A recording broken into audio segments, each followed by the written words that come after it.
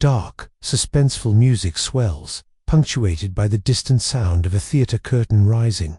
The narrator, with a gripping, urgent tone, a radiant actress, begs Hercule Poirot for freedom from her cruel husband, Lord Edgware. But hours later, he's found stabbed, a cryptic letter clutched in his hand. Was it Jane Wilkinson, her alibi as dazzling as her charm? Or does a web of lies pince-nez clues, a cunning impersonator, and a trail of bodies hide a darker truth, a sharp violin sting? Why did a financier threaten Edgware, who stole the letter that could unravel it all? Join Poirot's brilliant mind as he untangles marital mayhem, where love, greed, and murder collide. Music crescendos, fading into a heartbeat. Will you solve it before he does? Chapter 1. The curtain rises. The Savoy Hotel's dining room glittered under the soft glow of crystal chandeliers, their prisms scattering light across damask tablecloths and polished silverware.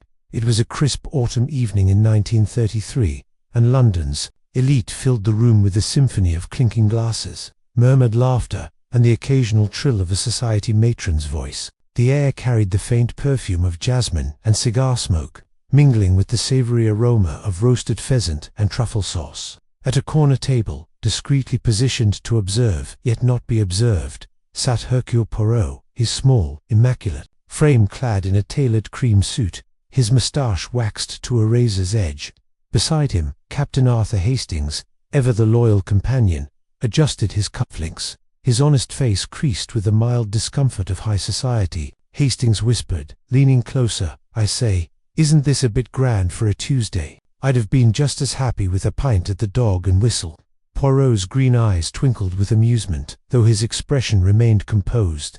"Mon ami, the Dog and Whistle has its charms, but here, at the Savoy, one finds not only cuisine but theatre.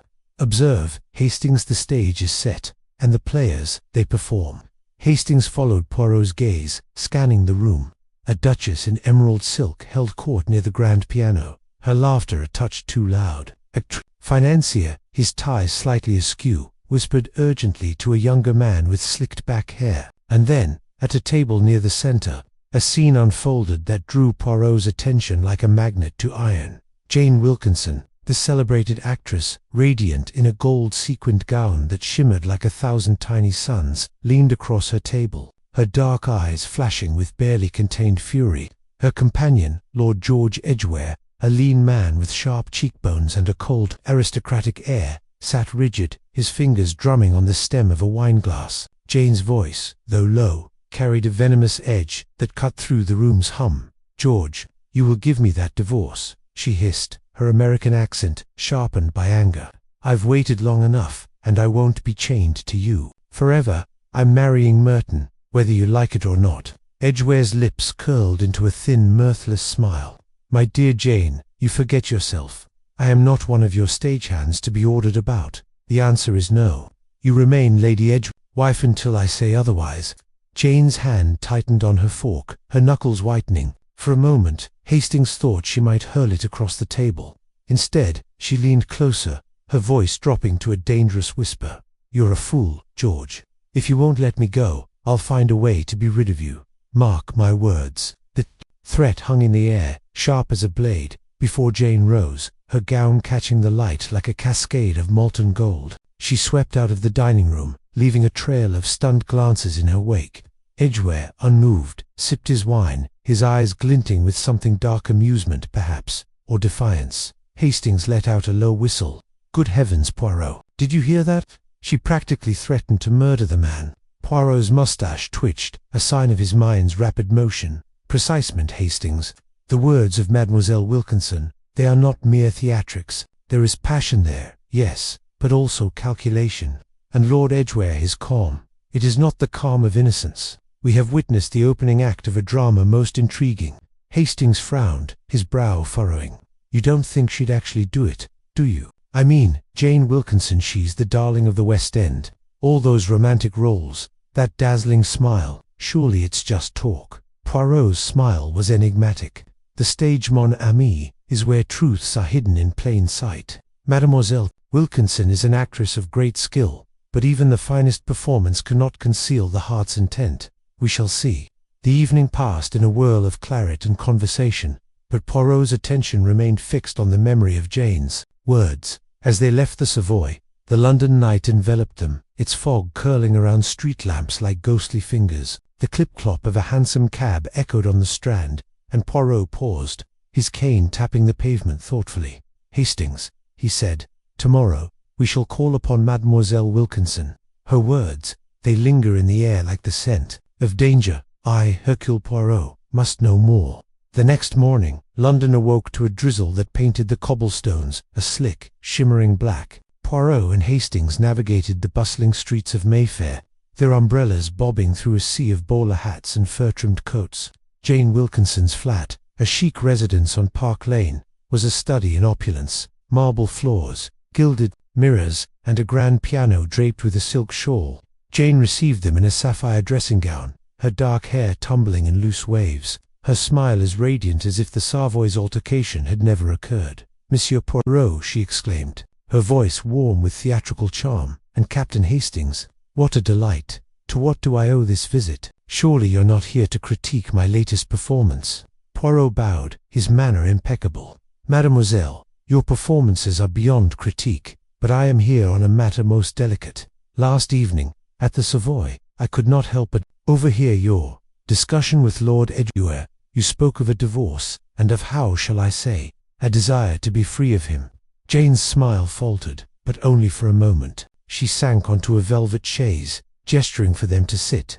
"Oh, that, just a silly spat. George is impossible, you know. He's holding on to this marriage like it's a prized possession, when everyone knows I'm in love with Merton the Duke. Of Merton, I mean. He's divine, and I'm determined to marry him. But George won't budge." Poirot's eyes narrowed, though his tone remained gentle. "And yet, mademoiselle, you spoke of being rid of him. A phrase most provocative. Nan, I wonder if you might permit me to speak with Lord Edgware, to persuade him, perhaps, to grant this divorce." Jane's eyes widened, a flicker of hope crossing her face. "Would you? Oh, Monsieur Poirot, that would be marvelous. George listens to no one, but you're famous for your cleverness. If anyone can make him see reason, it's you." Hastings shifted uncomfortably in his chair. "I say, Miss Wilkinson, you don't really mean you'd do something drastic to Lord Edgware, do you?"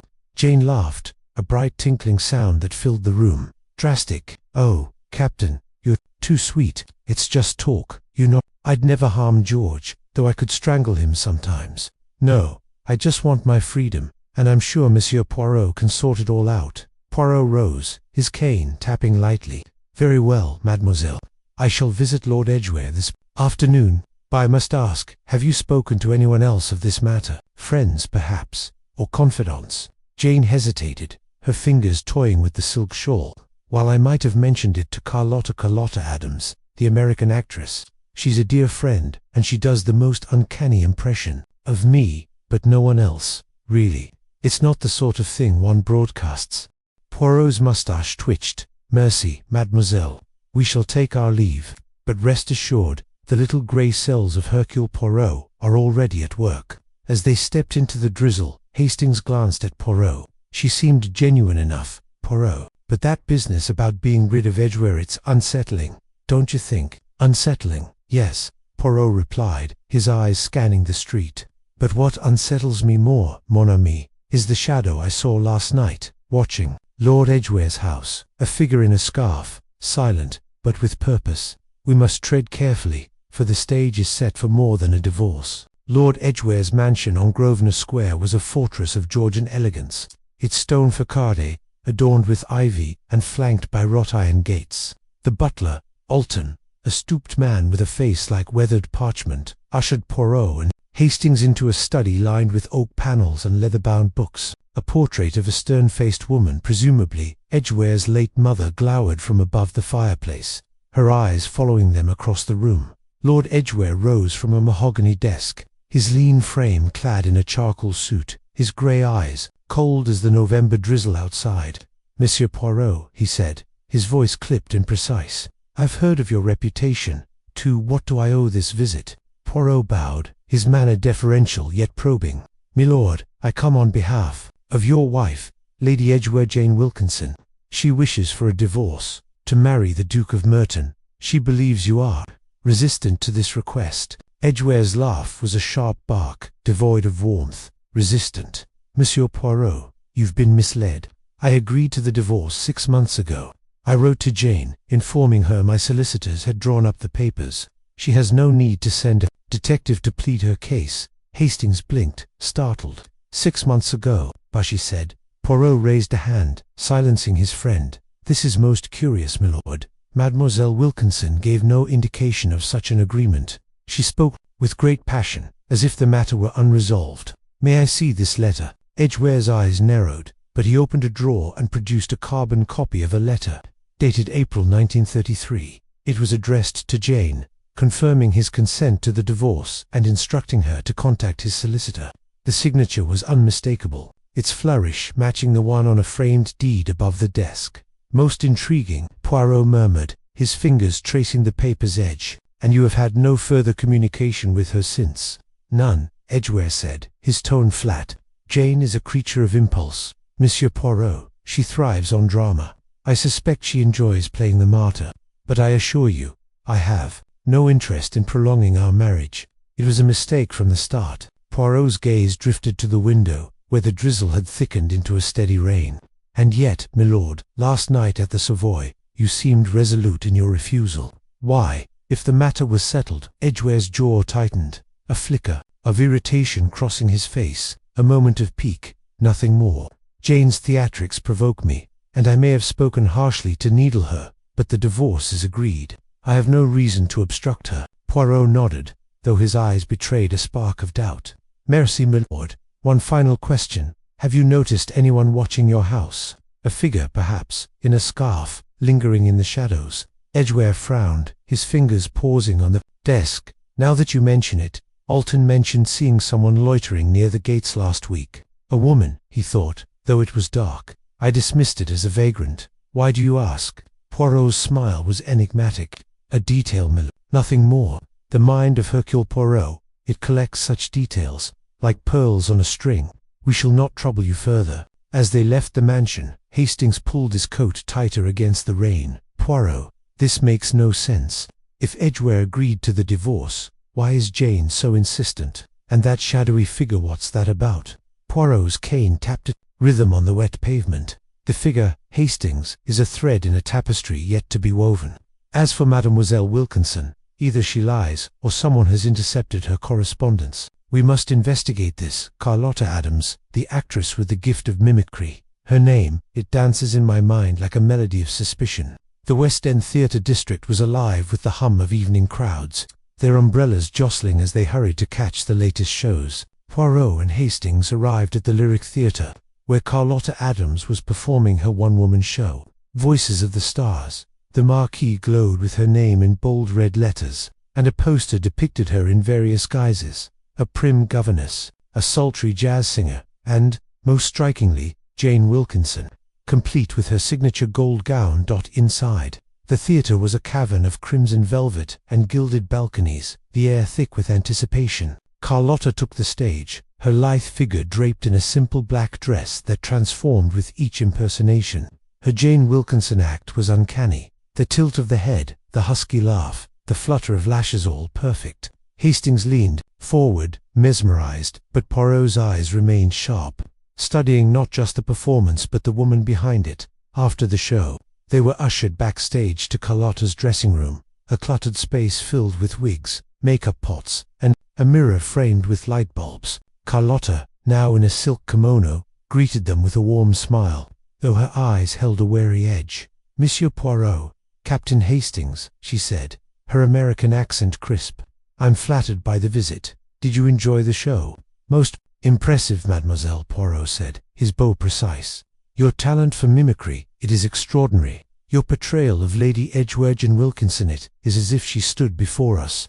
Tell me, have you known her long? Carlotta's smile tightened, her fingers adjusting a hairpin. Oh, Jane and I go way back. We met in New York years ago, when I was just starting out. She's been a good friend, always encouraging my act. Why do you ask? Poirot's gaze was gentle but unrelenting. Because Mademoiselle Jane has enlisted my services in a matter concerning her husband, Lord Edgware. She speaks of a divorce, yet he claims it is already agreed. And you, I understand, are her confidant. Has she spoken to you of this?" Carlotta hesitated, her eyes darting to the mirror. "Well, sure, she's mentioned the divorce. She's mad about Merton, you know. But George Lord Edgware, a tough nut to crack. Jane's been pretty worked up about it." "Worked up," Poirot repeated, his tone soft. "And has she, perhaps, asked you to assist her in any way? A theatrical favor, perhaps?" Carlotta's laugh was nervous, her hands smoothing her kimono. "Theatrical? You're barking up the wrong tree, Monsieur Poirot. I'm an actress, not a lawyer. I just do my shows and keep out of Jane's personal dramas." Poirot nodded, though his eyes lingered on a gold gown hanging in the corner, its sequins glinting like a mirror of Jane's from the Savoy. "Of course, mademoiselle, but if you should recall anything a conversation, a request, Hercule Poirot would be most grateful." As they left the theatre, Hastings shook his head. "She's hiding something, Poirot. Did you see that gown? It's the spitting image of Jane's, and that nervous laugh. Mark my words, she's in on something." "Perhaps, mon ami," Poirot said, his cane tapping a rhythm in the fog. "But what? A prank, a deception, or something darker? We must return to Grosvenor Square. The butler, Alton, may have seen more than he admits." Back at Edgware's mansion, the rain had turned to a fine mist, cloaking the square in a ghostly haze. Alton opened the door, his face paler than before, his eyes darting to the street, as if expecting trouble. The study was unchanged, save for a faint smell of tobacco that hadn't been there earlier. Poirot's nose twitched, detecting a brand not favored by Edgware. "Monsieur Alton," Poirot began, his voice smooth, "you mentioned a figure loitering near the gates last week. A woman, you said. Can you describe her further? Her attire, perhaps, or her manner?" Alton's hands trembled slightly as he adjusted his tie. "Well, sir, it was dark, you see. She wore a long coat, dark green, I think, and a scarf over her face. Moved quick, like she didn't want to be seen. I thought it odd, but Lord Edgware said not to bother." Poirot's eyes gleamed. "And have you seen her since? Or perhaps another visitor, someone unexpected?" Alton hesitated, his gaze flickering to the portrait above the fireplace. "There was a man, sir, yesterday morning, young, with a sharp suit and a nervous way about him. Said he was a friend of Mr. Ronald Lord Edgware's nephew. Didn't give a name, just left a card and went." Poirot examined the card Alton produced, plain white, with the initials B.M. embossed in gold. "Most interesting," he murmured. "And this man, did he enter the house?" "No, sir," Alton said. "He spoke to me at the gate, then left. Looked like he was in a hurry." Hastings leaned forward. "Poirot, could this be connected to that shadowy figure you saw? Maybe it's not a woman at all, but this fellow playing tricks." Poirot's smile was cryptic. "Tricks, Hastings, are the currency of this case, but whose hand deals them?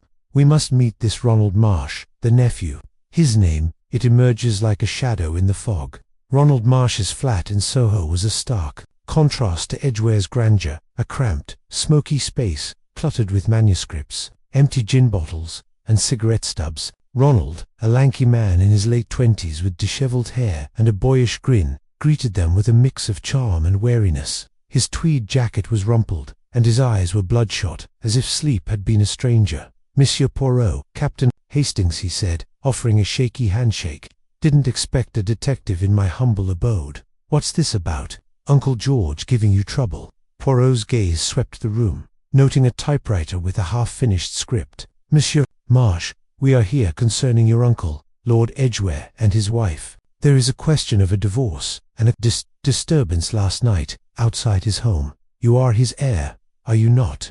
Ronald's grin faltered, his fingers drumming on the table. "Heir, in theory, yes, but Uncle George is tighter than a bank vault. He's got plans to leave everything to charity, or so he says. As for Jane, she's a firecracker, but I stay out of their rows. Last night, I was at the Red Lion, knocking back a few with some mates." Poirot's eyes lingered on the script, its title scrawled in pencil. "The Perfect Murder. A most intriguing title, monsieur. Your work, I presume. Tell me, what inspires such a story?" Ronald laughed, a touch too loud. "Just a bit of fun, you know. I'm a playwright, always dreaming up dramas. It's about a clever chap who outwits the coppers, nothing to do with real life." "Indeed," Poirot said, his tone neutral. "And this man who visited your uncle's house yesterday, with the initials B.M. a friend of yours?" Perhaps Ronald's face froze, his eyes darting to the door. BM, no idea. I've got lots of friends, Monsieur can't keep track of them all. Poirot rose, his cane tapping lightly. Merci, monsieur. But a word of advice. The truth, it is like a spotlight. It finds you, no matter how you hide. As they left, Hastings whispered, he's nervous. As a cat, Poirot, that script The Perfect Murder, it's a bit on the nose, don't you think? On the nose, yes, Poirot said, his eyes gleaming. But it is not the script that interests me, Hastings. It is the card with the initials BM and the shadow in the scarf.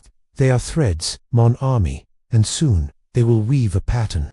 The day waned, and Poirot and Hastings returned to Poirot's flat in Whitehaven Mansions, where the fire crackled and a pot of tisane steamed on the table. Poirot sat in his favourite armchair, his fingers steepled, his mind a whirlwind of connections. Jane's threat, Edgware's calm, Carlotta's mimicry, Alton's hesitancy, Ronald's script, and the mysterious BM each was a piece of a puzzle. But the picture remained elusive. Hastings, Poirot said, his voice low. This case, it is like a play with too many actors. Jane Wilkinson seeks freedom, yet her husband claims it is already granted.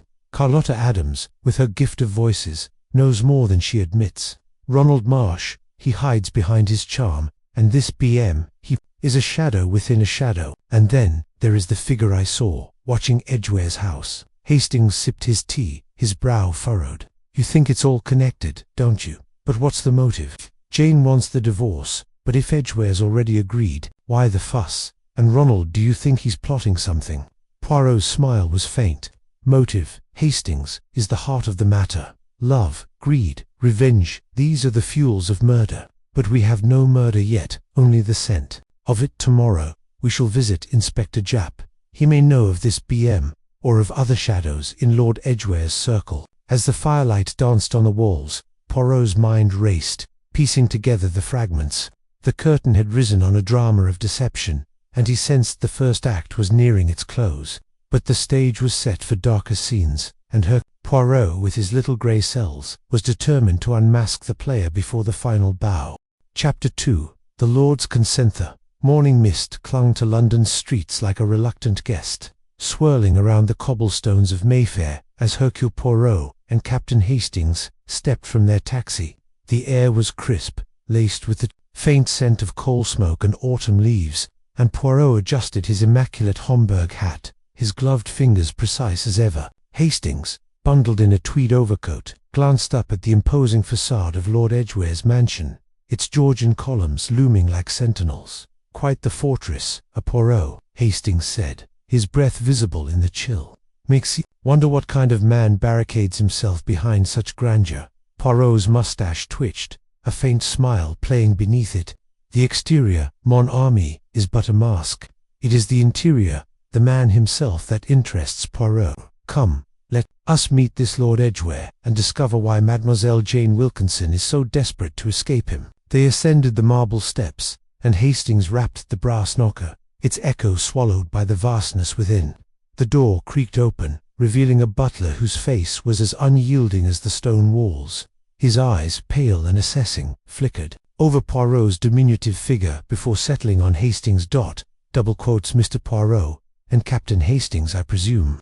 The butler intoned, his voice a low, practised murmur. His lordship is expecting you. This way. The butler, who introduced himself as Mr. Grayson, led them through a cavernous hall adorned with ancestral portraits, their painted eyes tracking the visitors. Poirot's gaze darted about, noting the polished parquet floors, the mirrors, and a peculiar vase of wilted roses on a side table, their petals curling like secrets. Hastings, less observant, was struck by the oppressive silence, broken only by the tick of a grandfather clock. They were ushered into a drawing-room where Lord Edgware awaited, seated in a high-backed chair by a roaring fire. He was a tall, angular man in his late 50s, with a hawkish nose and eyes that gleamed like polished obsidian. His silver hair was swept back, and his tailored suit bespoke wealth. Yet there was a brittleness to his posture, as if he carried an invisible weight. He did not rise as they entered, merely gesturing to two chairs opposite him. Mr. Poirot, Captain Hastings, Lord Edgware said, his voice smooth, but edged with impatience. I understand you come at the behest of my wife. Sit, please. have little time for theatrics." Poirot settled into the chair, his movements deliberate, while Hastings, sensing the Lord's disdain, bristled but followed suit. The fire crackled, casting shadows that danced across the room's damask walls. "Milord," Poirot began, his tone courteous yet probing, "Mademoiselle Wilkinson has engaged me to discuss a matter most delicate, her desire for a divorce. She believes you are opposed to such an arrangement." Lord Edgware's lips curled into a thin smile, devoid of warmth. "Jane and her dramas, always the actress, even off the stage. You surprise me, Mr. Poirot. I had heard you were a man of discernment. Yet here you are, playing errand boy for a woman whose whims change with the wind." Hastings flushed, ready to retort, but Poirot raised a hand, his eyes never leaving the Lord's. It is not for Poirot to judge the heart of a lady, only to seek the truth. "She claims you refuse her freedom. Is this so?" The Lord leaned back, steepling his fingers. "On the contrary, I have no objection. In fact, I wrote to Jane 3 weeks ago, informing her I would consent to a divorce. The letter was sent to her flat in Kensington. If she claims otherwise, she is either mistaken or lying." Poirot's eyebrows lifted, a spark of interest in his green eyes. "A letter, you say? Most intriguing. And this letter it was delivered." Grayson, who had lingered by the door, cleared his throat. "I posted it myself, sir, as per his lordship's instructions. First-class post, addressed to Miss Wilkinson." Poirot nodded, his fingers drumming lightly on the armrest. "And you received no reply?" "None," Lord Edgware said, his tone flat. "Nor did I expect one. Jane's interest in me ended long ago, save for what my title and wealth could provide. Her new paramour, the Duke of Merton, no doubt fuels her urgency." Hastings, unable to contain himself, leaned forward. "But why not meet her in person? A letter seems rather cold for such a matter." The Lord's gaze flicked to Hastings, sharp as a blade. "Captain, my wife thrives on spectacle. A meeting would only feed her need for drama." The letter was sufficient. Poirot tilted his head, studying the Lord. "And yet, milord, you seem unperturbed by her wish to sever ties. Most men would feel some sting of pride." "None." Lord Edgware's smile returned, colder now. "Pride is a luxury I shed long ago. Jane is a creature of impulse, and I am weary of her games. Let her have her freedom. I have my own concerns." The conversation paused as Grayson re-entered, bearing a silver tray with tea and biscuits. Poirot accepted a cup, his movements precise, but his eyes roamed the room, settling on a small writing desk by the window. A quill pen lay askew, its ink bottle uncapped, as if someone had been interrupted mid-task. "Milord," Poirot said, sipping his tea, "forgive my curiosity, but this letter, did you keep a copy?" Lord Edgware frowned, his fingers tightening. On his saucer, "A copy? No. Why should I?" "'Twas a simple matter," concluded. Poirot nodded, his expression unreadable. "Of course, and yet, in matters of the heart, simplicity is often deceptive." The Lord's eyes narrowed, but before he could respond, a soft knock interrupted. Grayson opened the door, admitting a young woman in a maid's uniform.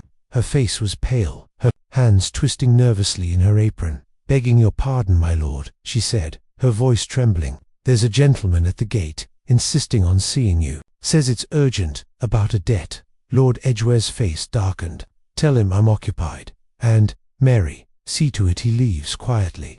The maid bobbed a curtsy and retreated, but Poirot's gaze followed her, noting the fear in her eyes. Hastings, too, whispered, "Seems a bit jumpy, that one." "Oui," Poirot murmured, "and fear, mon ami, is a most revealing." As Lord Edgware rose to dismiss them, Poirot stood, smoothing his coat. "We thank you for your time, milord. Rest assured, Poirot will pursue this matter of the letter. Clarity is essential, n'est-ce pas?" The Lord inclined his head, his expression inscrutable. "Do as you must, Mr. Poirot, but beware Jane's truths are as fleeting as her affections." Grayson escorted them out, but as they reached the hall, Hastings paused, his ear catching a faint murmur from the garden beyond a half-open window. He peered out, glimpsing Grayson speaking to a man in a dark coat, their voices low and urgent. The man gestured sharply, then slipped into the shadows of a yew hedge. "Poirot," Hastings whispered, "there's something odd going on out there." Poirot joined him, his eyes narrowing as he observed the empty garden. "Indeed, mon ami, the mansion of Lord Edgware is a stage, and not all players are visible." They stepped into the misty street, the mansion's doors closing behind them with a finality that echoed in Hastings' chest.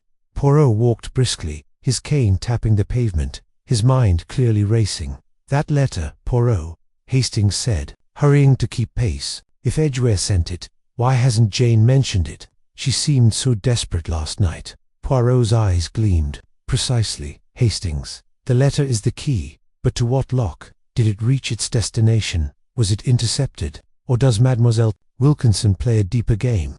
They turned onto Park Lane, the mist thickening around them. Hastings shivered, not from the cold, but from the sense that they had stepped into a web, whose strands were only just beginning to reveal themselves. The day unfolded with Poirot in a flurry of activity, his methodical mind dissecting Lord Edgware's words. He dispatched a telegram to Jane Wilkinson's manager, requesting a meeting, and instructed Hastings to visit the post office to inquire about the letter's delivery. Hastings, eager for action, set off, while Poirot retired to his flat at Whitehaven Mansions to arrange the little grey cells. Hastings' mission proved frustrating. The postmaster, a harried man with ink-stained fingers, confirmed that a first-class letter from Mayfair to Kensington would typically arrive within a day, but without a tracking number, he could offer no proof. Hastings, undeterred, pressed for details about local couriers, learning that a private messenger service sometimes handled sensitive correspondence for Mayfair's elite. Armed with this tidbit, he returned to Poirot, who was sipping a tisane by the fire. "Your findings, mon ami?" Poirot asked, his eyes bright with anticipation. Hastings recounted his visit, adding, "This messenger service sounds promising. Could someone have tampered with the letter N route?" Poirot nodded, setting down his cup. "Possible, Hastings, but we must also consider the source. Lord Edgware's certainty intrigues me. He is not a man to make empty claims, yet his indifference to Jane's response is curious." A knock at the door announced the arrival of Jane's manager, Mr. Herbert Voss, a rotund man with a florid face and a penchant for nervous laughter. He sank into a chair, mopping his brow. "Miss Wilkinson's in a state, Mr. Poirot," Voss said, chuckling uneasily. "Says you're her only hope. Divorce, murder. She talks as if it's all a script." Poirot leaned forward, his voice soft but commanding. "Monsieur Voss, tell me of this letter from Lord Edgware. Has Mademoiselle Wilkinson mentioned it?" Voss blinkered, his laughter fading. "Letter? No, not a word. She's been ranting about his refusal, though. Says he's holding her hostage to his title." Poirot's fingers steepled. "And her demeanour, has it changed in recent weeks?" Voss hesitated, then leaned closer. "Between us, she's been erratic. 1 minute, she's planning a wedding with the Duke. The next, she's sobbing about her career. Last week, she fired her dresser for misplacing a pair of gloves. Gloves, of all things." Poirot's eyes flickered. "Most interesting. And these gloves were, they found?" Voss shrugged. "Deno Jane's flat's a whirlwind. Scripts, costumes, fan letters, drowning in it all." After Voss departed, Poirot sat in silence, his gaze fixed on the fire. Hastings, restless, ventured, "What now, Poirot? Jane's lying, isn't she?" Poirot rose, his movements brisk. "Not lying, perhaps, but concealing. Come, Hastings, we must visit Mademoiselle Wilkinson's flat. The truth lies in the details, and Poirot will uncover them." Jane's Kensington flat was a stark contrast to Lord Edgware's mansion, its rooms a riot of colour and chaos. Silk scarves draped over lamps, playbills plastered the walls, and a gramophone crackled with a jazz record. Jane herself greeted them in an emerald dressing gown, her blonde hair tousled, her eyes wide with theatrical distress. "Mr. Poirot, you're a saviour," she exclaimed, clutching his hand. "That beast won't let me go. I'm trapped, simply trapped." Poirot extricated himself gently, his smile polite. "Mademoiselle, we have spoken with Lord Edgware. He claims to have sent you a letter granting the divorce. Is this not so?" Jane's face froze, her lips parting in a gasp. "A letter? Never. He's lying to torment me. I'd know if he'd written." Hastings, scanning the room, noticed a pile of unopened mail on a sideboard, half buried under a feathered hat. He nudged Poirot, who nodded imperceptibly. "May we examine your correspondence, mademoiselle?" Poirot asked, his tone soothing. "Perhaps the letter was misplaced." Jane waved a hand dismissively. "Oh, do what you like. My maid's useless with mail.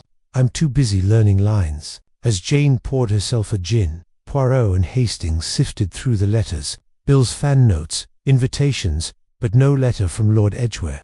Hastings, frustrated, spotted a torn envelope beneath the pile, its postmark smudged but dated 3 weeks prior. Inside was a fragment of paper, the words "consent" to just visible. "Poirot, look," Hastings whispered, holding up the fragment. Poirot's eyes gleamed. "Mon ami, you have found a thread, but why is it torn? And where is the rest?" Jane, overhearing, spun around. "What's that?" "A letter. Let me see." Poirot held it aloft, his voice calm but firm. "Mademoiselle, this may be from your husband? Do you recognize it?" Jane stared, her face paling. "I don't know. I get so many letters. Maybe the maid threw it out." Poirot pocketed the fragment, his expression unreadable. "We will inquire further. Thank you, mademoiselle, for your time." As they left, Hastings muttered, "She's hiding something, Poirot." That reaction wasn't acting. Replied his cane, tapping the pavement.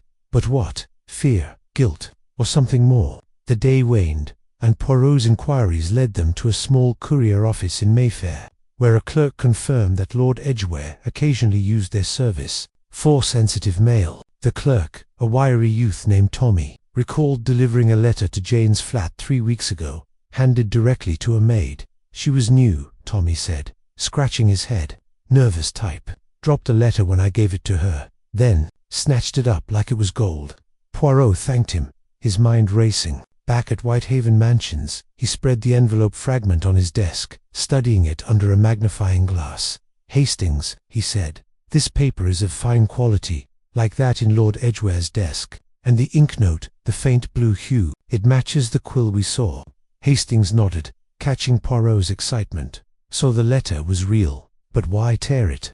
And who's this maid? Poirot leaned back, his eyes half closed. "The maid, mon ami, is a shadow in this play. We must find her, and we must ask why Mademoiselle Wilkinson, who craves freedom, would destroy her key to it." As night fell, Poirot lit a cigarette, the smoke curling like the mist outside. Hastings, watching him, felt a chill, sensing that the simple errand for Jane Wilkinson had plunged them into a labyrinth of deceit. Jap, growing impatient, gestured toward the door. "While you're playing with spectacles, Poirot, I've got a suspect to question. Jane Wilkinson's at her flat in Mayfair. Care to join me?" Poirot's smile was enigmatic. "Mais oui, Inspector, let us see what the lady has to say." The journey to Mayfair was a blur of London's bustling streets, the clatter of hooves and the hum of motor cars underscoring the tension between Poirot and Jap. Hastings, squeezed between them, in the police car, felt the weight of the case pressing on him. Jane Wilkinson, with her dazzling beauty and volatile temper, was the obvious suspect, but Poirot's calm certainty suggested otherwise. Jane's flat was a study in extravagant silk drapes, gilded mirrors, and a chaise longue strewn with furs. The actress herself greeted them in a sapphire dressing gown, her golden hair cascading in waves, her smile radiant yet tinged with unease. "Mr. Poirot, Inspector, to what do I owe this pleasure?" Her voice was honeyed, but her eyes darted to Jap's stern face. "Lady Edgware," Jap began, "your husband was found dead this morning, stabbed. Care to tell us where you were last night?" Jane's hand flew to her throat, her gasp theatrical, but convincing. "Dead, George. Dead. Oh, how dreadful." She sank onto the chaise, her eyes brimming with tears. "I was at a dinner party at Sir Montague Corners all evening. Dozens of people saw me." "From what time to what time?" Jap pressed, his pencil poised. "From 7 until nearly midnight," Jane replied, dabbing her eyes with a lace handkerchief. "Ask anyone Sir Montague, Lady Mary, the Duke of Merton. I never left." Poirot, who had been studying a framed photograph of Jane in a stage costume, turned slowly. "Madame, you are certain you did not visit Regent Gate last night?" Jane's laugh was brittle. "Visit George after he refused my divorce for years? I wouldn't set foot in that mausoleum." "Refused?" Poirot's eyebrow arched. "Yet last night he told me he had no objection to the divorce. He claimed you had not asked." Jane's face froze, her lips parting in shock. "That's a lie. He's been tormenting me for months, dangling freedom just out of reach." "Why would he say that?" "A very good question," Poirot murmured, his gaze piercing. "Tell me, madame, do you wear spectacles?" "Spectacles?" Jane blinked, thrown by the question. "No, never. My eyes are perfect." "Why do you ask?" Poirot did not answer, instead producing the pince-nez from his pocket, still wrapped in his handkerchief. "These were found near your husband's body. They are not his, are they yours?" Jane leaned forward, her curiosity genuine. "No, those aren't mine. I've never seen them before." Jap, exasperated, cut in. "Enough with the glasses, Poirot. Lady Edgware, you're telling us you have an alibi for the entire evening. We'll verify that. But your threats against your husband are well known." "Threats?" Jane's voice rose, indignant. "I was angry, yes, but I didn't mean it. I'm an actress, I say things for effect. I didn't kill him." Poirot's smile was polite but unyielding. "We shall see, Madame, we shall see." As they left the flat, Hastings couldn't shake the feeling that Jane was hiding something, her performance too polished, her tears too convenient. In the car, Jap voiced the same thought. "She's lying through her teeth. Poirot, that alibi's too neat. I'll have my men check every guest at that dinner party." "Do so," Inspector Poirot said, his fingers drumming on his cane. "But I suspect the truth lies not in what was said, but in what was not. The pince-nez, mon ami, they are the key." Back at Poirot's flat, the detective paced before the fireplace, the pince-nez resting on a velvet cloth atop his desk. Hastings watched, fascinated, as Poirot's mind churned. "You really think those spectacles are significant?" he asked. "Significant?" Poirot's eyes sparkled. "They are the thread that will unravel this tapestry of deceit. They were placed there, Hastings, after the murder, by someone who wished to be seen or to obscure another. We must find their owner." Chapter 3. A stab in the dark. The morning mist clung to London's cobblestones like a conspirator's whisper, shrouding Regent Gate in an eerie veil. Hercule Poirot, his polished shoes clicking with purpose, stepped from the hansom cab, his moustache twitching as if sensing the weight of the day. Beside him, Captain Arthur Hastings adjusted his hat, his brow furrowed with unease. The previous evening's meeting with Lord Edgware lingered in their minds, his cold agreement to Jane Wilkinson's divorce, delivered with the detachment of a man signing a ledger, had left Poirot's little grey cells humming with suspicion. Something was amiss, though the detective's placid expression betrayed nothing. "Poirot, old chap," Hastings ventured, his voice low as they approached the imposing facade of Edgware's residence. "Do you really think Lady Edgware?" Pliff was genuine. She seemed theatrical. Poirot's eyes gleamed with a knowing spark. "Theatricality, mon ami, is often the mask of truth or of deception. We shall see which it is." He raised his cane to rap on the door, but before his knuckles met the wood, it swung open, revealing a butler whose ashen face suggested calamity. "Mr. Poirot." The butler, a wiry man named Grayson, stammered. "Thank heavens you're here. It's his lordship. He's dead." The words struck like a thunderclap. Hastings gasped, but Poirot's composure remained unshaken, his green eyes narrowing. "Dead? How? Monsieur Grayson, speak clearly." "Stabbed," Sir Grayson whispered, his hands trembling as he gestured toward the library. "In the neck. Found this morning by the maid. The police are on their way."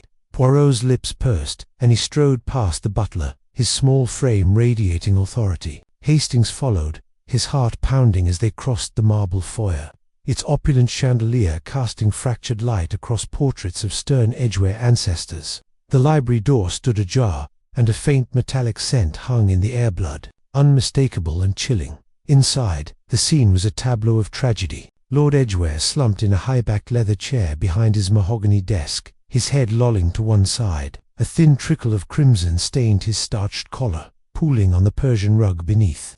A letter opener, its silver handle gleaming, protruded from the base of his neck, the wound precise and lethal. The room was otherwise pristine, no signs of struggle, no overturned furniture, only the oppressive silence of death. "Mon Dieu," Poirot murmured, his gloved fingers hovering near the body without touching it.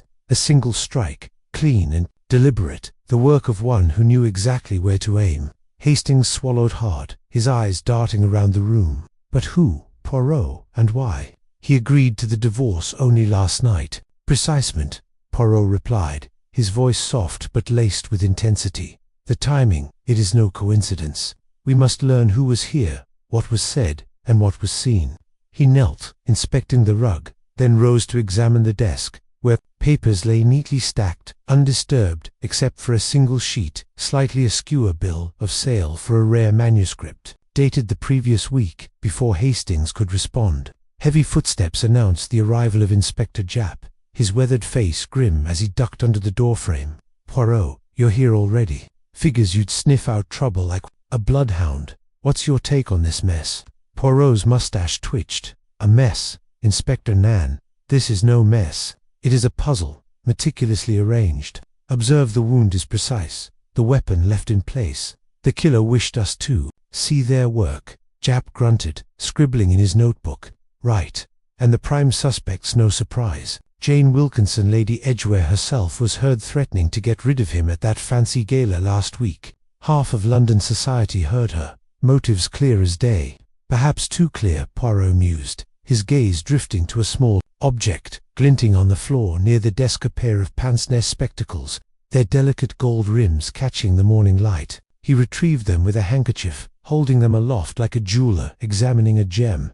"And what, may I ask, is this?" The victim did not wear spectacles. Nest C.E. Grayson, hovering nervously at the door, shook his head. "No, sir. His lordship had perfect vision. Those aren't his." Japp frowned. "Could belong to the killer. Sloppy to leave them behind." The sloppy Poirot's tone was almost playful, or intentional. "We shall see." He slipped the pince-nez into an envelope, his mind clearly racing. "Inspector, what of the household? Who was present last night?" Japp consulted his notes. "According to Grayson, Lord Edgware was alone after you and Hastings left, around 8. The staff, Grayson, 2 maids, and a cook were in their quarters by 9. No visitors reported, though the front door was unlocked until 10, as was his lordship's custom." "Unlocked," Poirot repeated, his eyes narrowing. "And the time of death?" "Dr. Marrow's preliminary estimate is between 9 and 11 last night," Japp said. "We'll know more after the autopsy." Poirot nodded, circling the room like a cat stalking unseen prey. He paused at a bookshelf, where a volume of Shakespeare's Othello lay slightly askew. Its spine cracked, as if recently opened. "Curious," he murmured, then turned to Grayson. "Monsieur, who discovered the body?" "The maid, Elsie," Grayson replied. "She came to clean at 7 this morning and screamed the house down. I sent for the police at once." "Bring her to me," Poirot said, his tone gentle but firm. Elsie, a young woman with wide, frightened eyes, appeared moments later, her apron twisted in her hands. "Oh, sir, it was awful. I didn't touch nothing, I swear. Just saw his lordship. They're all dead." "Calm yourself, mademoiselle," Poirot soothed. "Tell me, what did you see when you entered?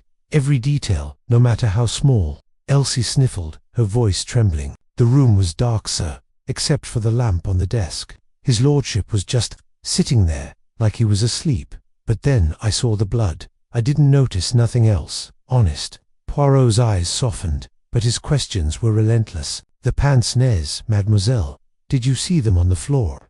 "No, sir," Elsie said, shaking her head. "I didn't see no glasses. I just ran out, screaming mercy," Poirot said, dismissing her with a nod. He turned to Japp, his expression unreadable. "The pince-nez were not here when Elsie entered, or she would have seen them, yet they are here now. Most interesting." Hastings, who had been silent, spoke up. "You think someone placed them here after the murder, but why?" "To mislead, perhaps," Poirot replied, "or to point us toward the truth. We must learn to whom they belong."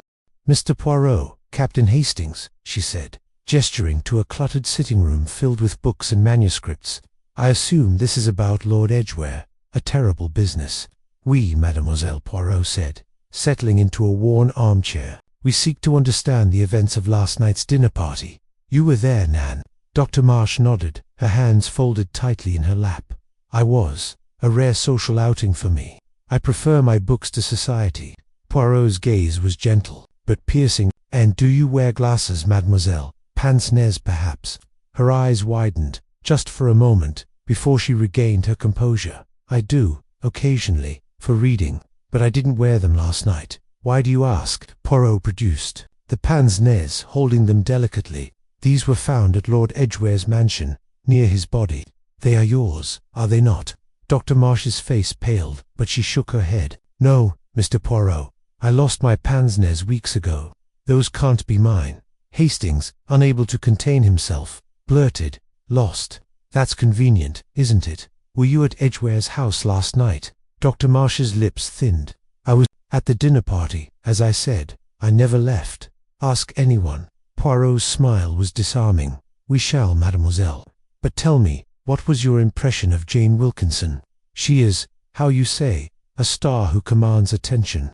Dr. Marsh's tone grew sharp. She's a performer, Mr. Poirot. All smiles and charm, but there's steel beneath it. I saw her arguing with someone in a corner of the ballroom quietly, but intensely. I couldn't hear the words, but she looked dangerous. Poirot's eyebrows rose. Dangerous, a fascinating choice of word.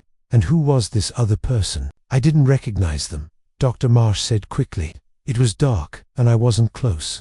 As they left, Poirot's silence was heavy with thought. Hastings, frustrated, muttered, "She's hiding something, Poirot.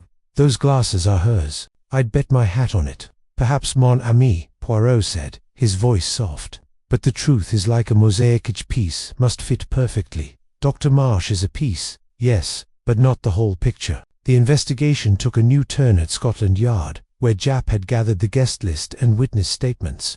Poirot pored over them, his fingers tracing names as if they held secrets in their ink. One name stood out, Mr. Felix Carstairs, the playwright, who had been seated near Dr. Marsh at the dinner. His statement mentioned seeing her fidget with something shiny during the meal. Poirot and Hastings tracked Carstairs to a smoky theatre in Soho, where he was rehearsing a new play.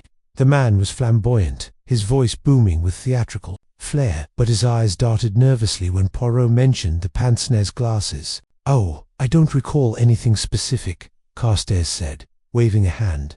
"Dr. Marsh is a bit of a wallflower, isn't she? Hardly noticed her." Poirot's gaze was unrelenting. "Yet you noticed her fidgeting, monsieur. What was this shiny object?" Carstairs laughed, too loudly. "Could have been a spoon, a brooch, who knows? It was a party Poirot, not a police lineup." Undeterred, Poirot pressed further, learning that Carstairs had written a play starring Jane Wilkinson, a production that had flopped spectacularly. "She blamed me for it," Carstairs admitted, bitterness creeping into his voice. "Said I ruined her career, but she's the one who couldn't act her way out of a paper bag." As they left the theatre, Poirot's mind churned. The pince-nez, Dr. Marsh's denial, Carstairs' resentment, and Jane's argument in the ballroom formed a constellation of clues, each pointing to a hidden truth. But what? The breakthrough came late that evening, in Poirot's impeccably ordered flat. He sat by the fire, the pince-nez on a velvet cloth before him, their lenses reflecting the flames. Hastings, nursing a brandy, watched as Poirot's fingers tapped a rhythm on the armrest. "Mon ami," Poirot said suddenly, "the glasses are not merely a clue, they are a message. They were left to be found, to point us toward someone. But not Dr. Marsh. Nan, she is too careful, too precise. The killer wishes us to suspect her." Hastings blinked. "Then who?" "Jane Wilkinson." Poirot shook his head. "Not yet, Hastings. The dinner party holds the key. Someone there wore these glasses, or placed them at the scene. We must return to the guest list, and we must look for the one who saw too much or too little." Chapter 4. The pince-nez puzzle. The fog hung low over London, curling around the gaslights like a conspirator's whisper. Hercule Poirot, his cane tapping a steady rhythm on the cobblestones, walked beside Captain Hastings through the damp streets of Regent's Park. The morning air was sharp, carrying the faint tang of coal smoke, and Poirot's scarf, meticulously knotted, did little to shield him from the chill. His mind, however, burned with a fire that no fog could dampen. The murder of Lord Edgware, stabbed in his library the previous night, had left a trail of questions, and Poirot's little grey cells were already at work, sifting through the debris of clues. "Mon ami," Poirot said, his voice crisp despite the muffling mist. "You are silent. Is it the weather, or does the shadow of Lord Edgware's death weigh upon you?" Hastings, his hands thrust deep into his overcoat pockets, glanced at Poirot. "It's not the weather, Poirot. It's Jane Wilkinson. She's got the charm of a siren and the motive of a viper. You heard her at the theatre joking about killing her husband, and now he's dead. It's too neat, don't you think?" Poirot's mustache twitched, a subtle sign of amusement or disagreement. Hastings could never quite tell. "Neat, you say?" "Nan, Hastings, the neatness of a crime is an illusion, a facade erected by the careless or the cunning." Jane Wilkinson's words at the theatre were bold. But boldness is not proof. We must look beyond the obvious." They turned onto a quieter street. the grand facade of Lord Edgware's mansion looming ahead, its windows dark like unblinking eyes. The police cordon had been removed, but a constable stood guard at the gate, his breath visible in the cold.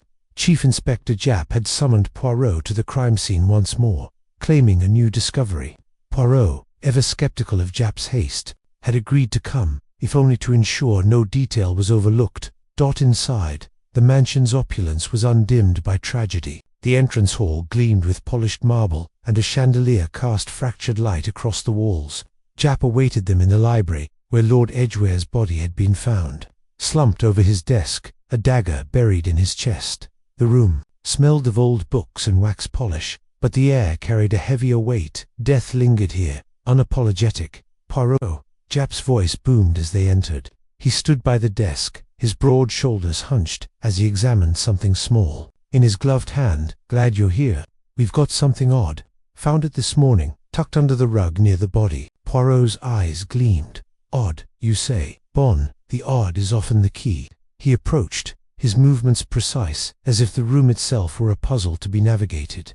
Japp held out a pair of pince-nez glasses, their thin gold frames catching the light. The lenses were thick, suggesting a strong prescription, and one arm was slightly bent, as if mishandled. "Pince-nez," Poirot murmured, taking them with a gloved hand. He turned them over, inspecting every angle. "Curious. They are not fashionable, Nan. Who wears such glasses in this modern age?" "Not Lord Edgware," Japp said gruffly. "We checked with his valet. The man had perfect vision, and the household staff, none of them claimed these could belong to the killer." A Hastings frowned.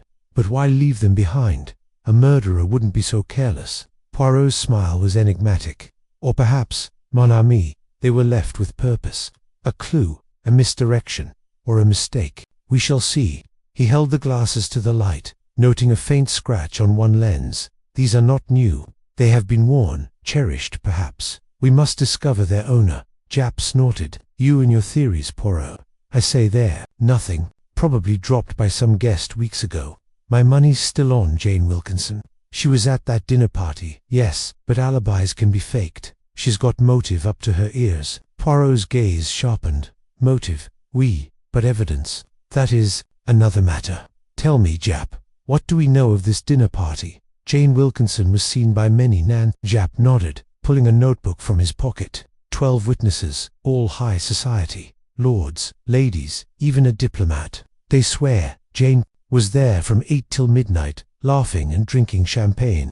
Edgware was killed around 10, according to the coroner. No way she could have slipped out, stabbed him, and slipped back, without being noticed. Impossible. Poirot's tone was soft, dangerous. The impossible, mon cher Japp, is often the most possible when one applies the little grey cells. We must visit this dinner party, or at least its memory.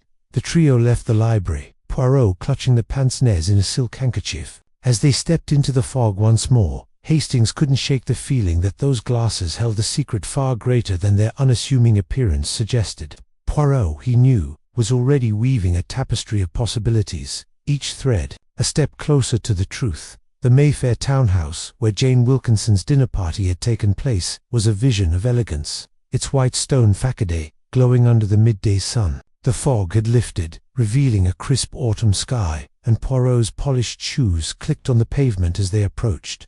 Hastings, ever the optimist, hoped for a straightforward interview, but Poirot's expression suggested otherwise. The hostess, Lady Margaret Cresswell, greeted them in the drawing-room. She was a tall woman in her 50s, her silver hair swept into an elegant chignon, her eyes sharp with intelligence. "Mr. Poirot," she said, extending a gloved hand, "I've heard of your reputation. I trust you'll find whoever did this dreadful thing to poor Lord Edgware." "Merci," Madame Poirot replied, bowing slightly. "I seek only the truth, and I believe it may lie within the events of your dinner party last night." Lady smile tightened. "A delightful evening, until we heard the news this morning. Jane Wilkinson was the star, as always. Such charm, such wit. She never left the room, if that's what you're wondering." Poirot's eyes twinkled. "I wonder many things, madame. Tell me, who else was present?" She listed the guests: a diplomat, Sir Henry Drayton; a playwright, Mr. Felix Carstairs; a young heiress, Miss Clara Beaumont; and several others, including a reclusive scholar, Dr. Evelyn Marsh. known for her work on ancient manuscripts. Poirot's interest piqued at the mention of Dr. Marsh. This scholar, she wears glasses. Perhaps Lady Cresswell frowned. Not that I noticed. She's rather bookish, kept to herself. But Jane, she was dazzling. Everyone watched her. Poirot nodded, his mind racing. And did anyone leave the room during the evening?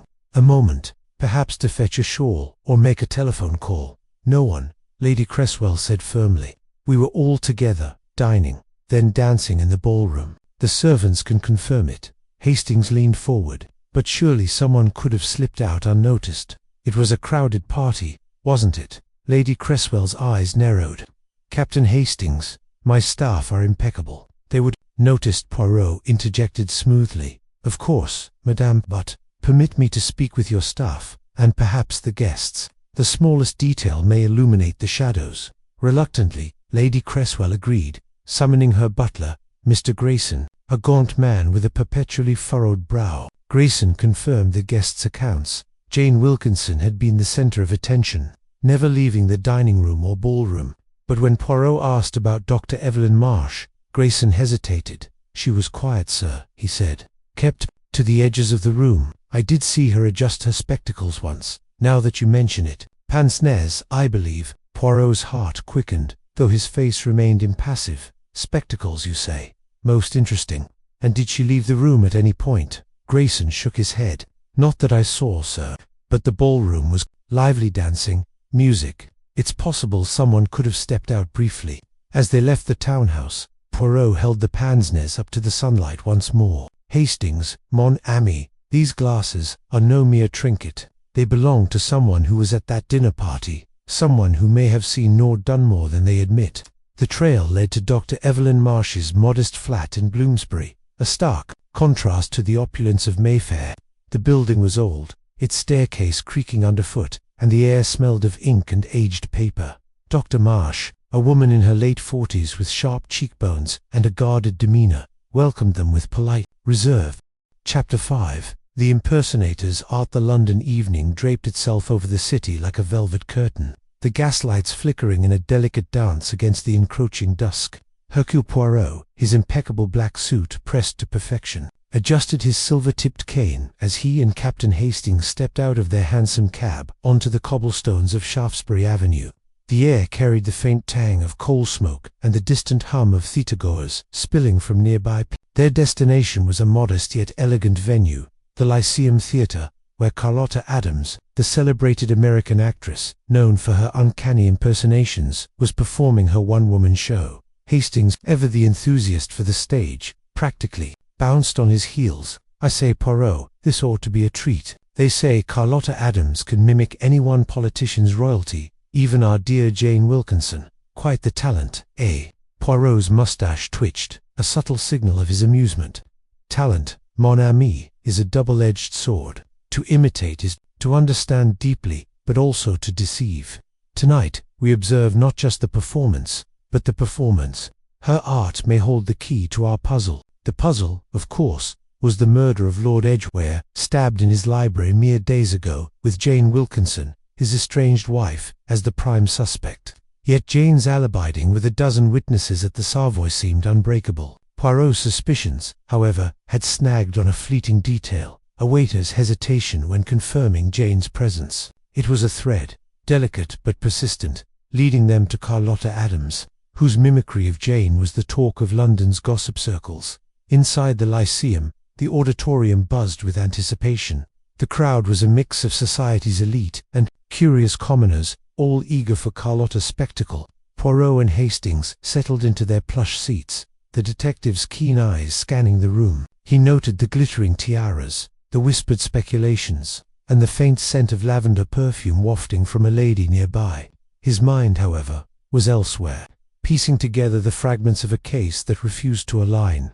The lights dimmed, and Carlotta Adams took the stage. She was a vision slender, with auburn hair swept into an elegant chignon, her emerald gown catching the spotlight. Her voice, clear and versatile, shifted effortlessly as she launched into her act. First, she was a pompous MP, her gestures exaggerated 2 roars of laughter. Then, a Cockney flower girl, her accent so authentic it drew gasps. But the piece de resistance was her impersonation of Jane Wilkinson. Carlotta transformed before their eyes. Her posture softened, her smile became coy, and her voice took on Jane's sultry cadence. "Oh, darling, life's simply ghastly when you're tied to a man like Lord Edgware," she drawled, mimicking Jane's public complaints. The audience erupted in applause, but Poirot's gaze narrowed.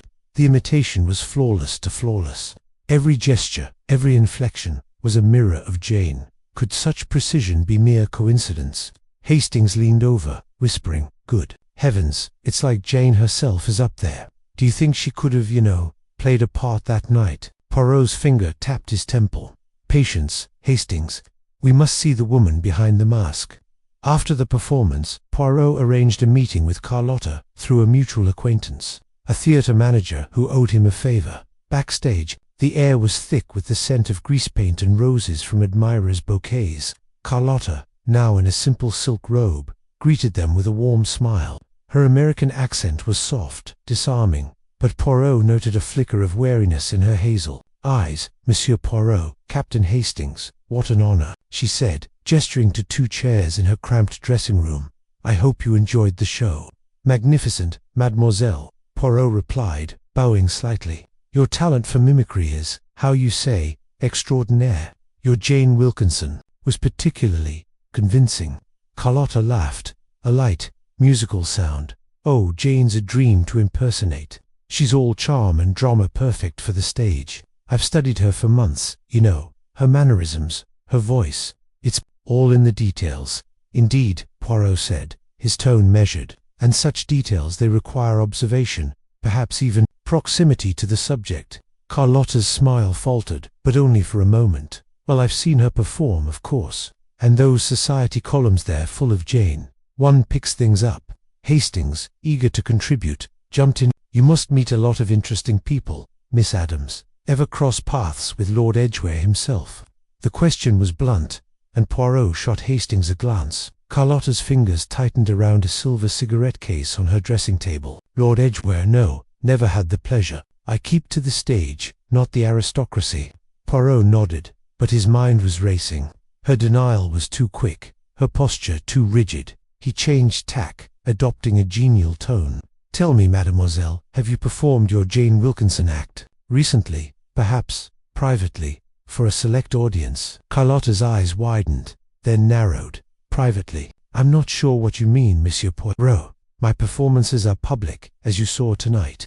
"Of course," Poirot said smoothly, "but an artist of your caliber, surely you receive offers for private engagements. A wealthy patron, perhaps, wishing to surprise their guests." She hesitated, and Poirot seized the moment. "Let us be frank, mademoiselle. Lord Edgware is dead, and Jane Wilkinson, she is suspected.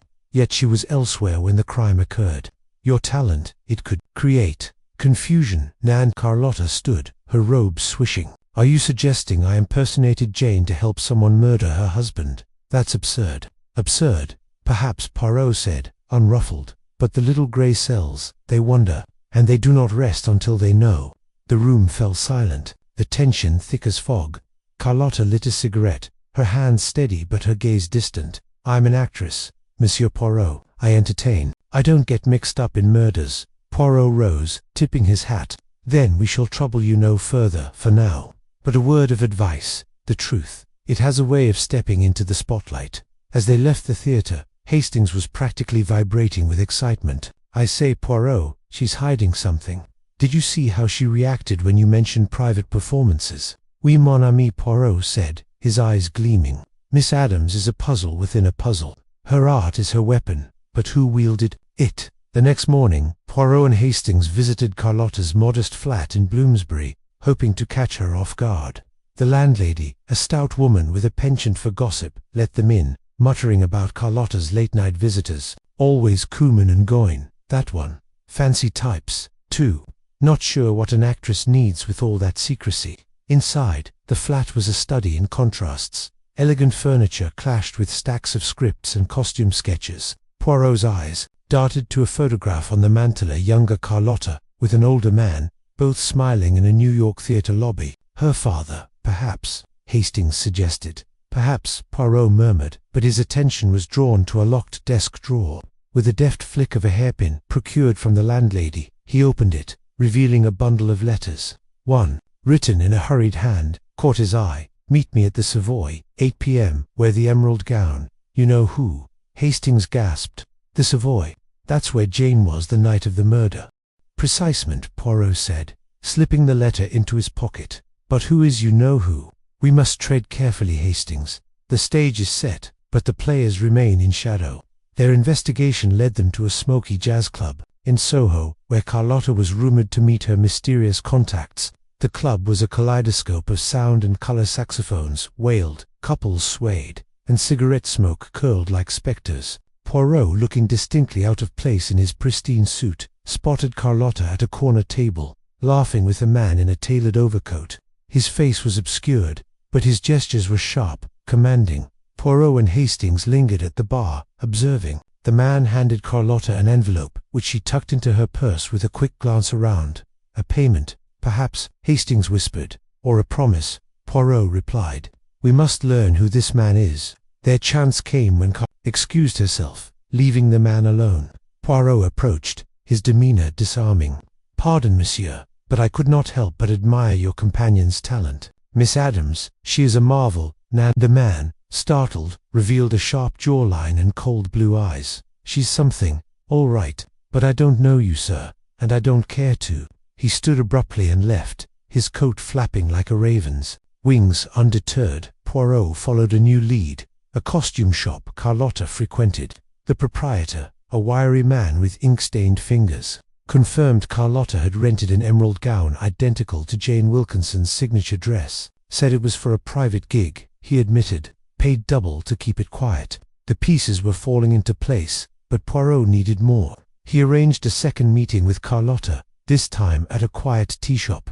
She arrived, visibly shaken, her earlier confidence replaced by unease. "Why are you hounding me, Monsieur Poirot? I've done nothing wrong." Poirot leaned forward, his voice soft but piercing. "Then tell me, mademoiselle, about the emerald gown.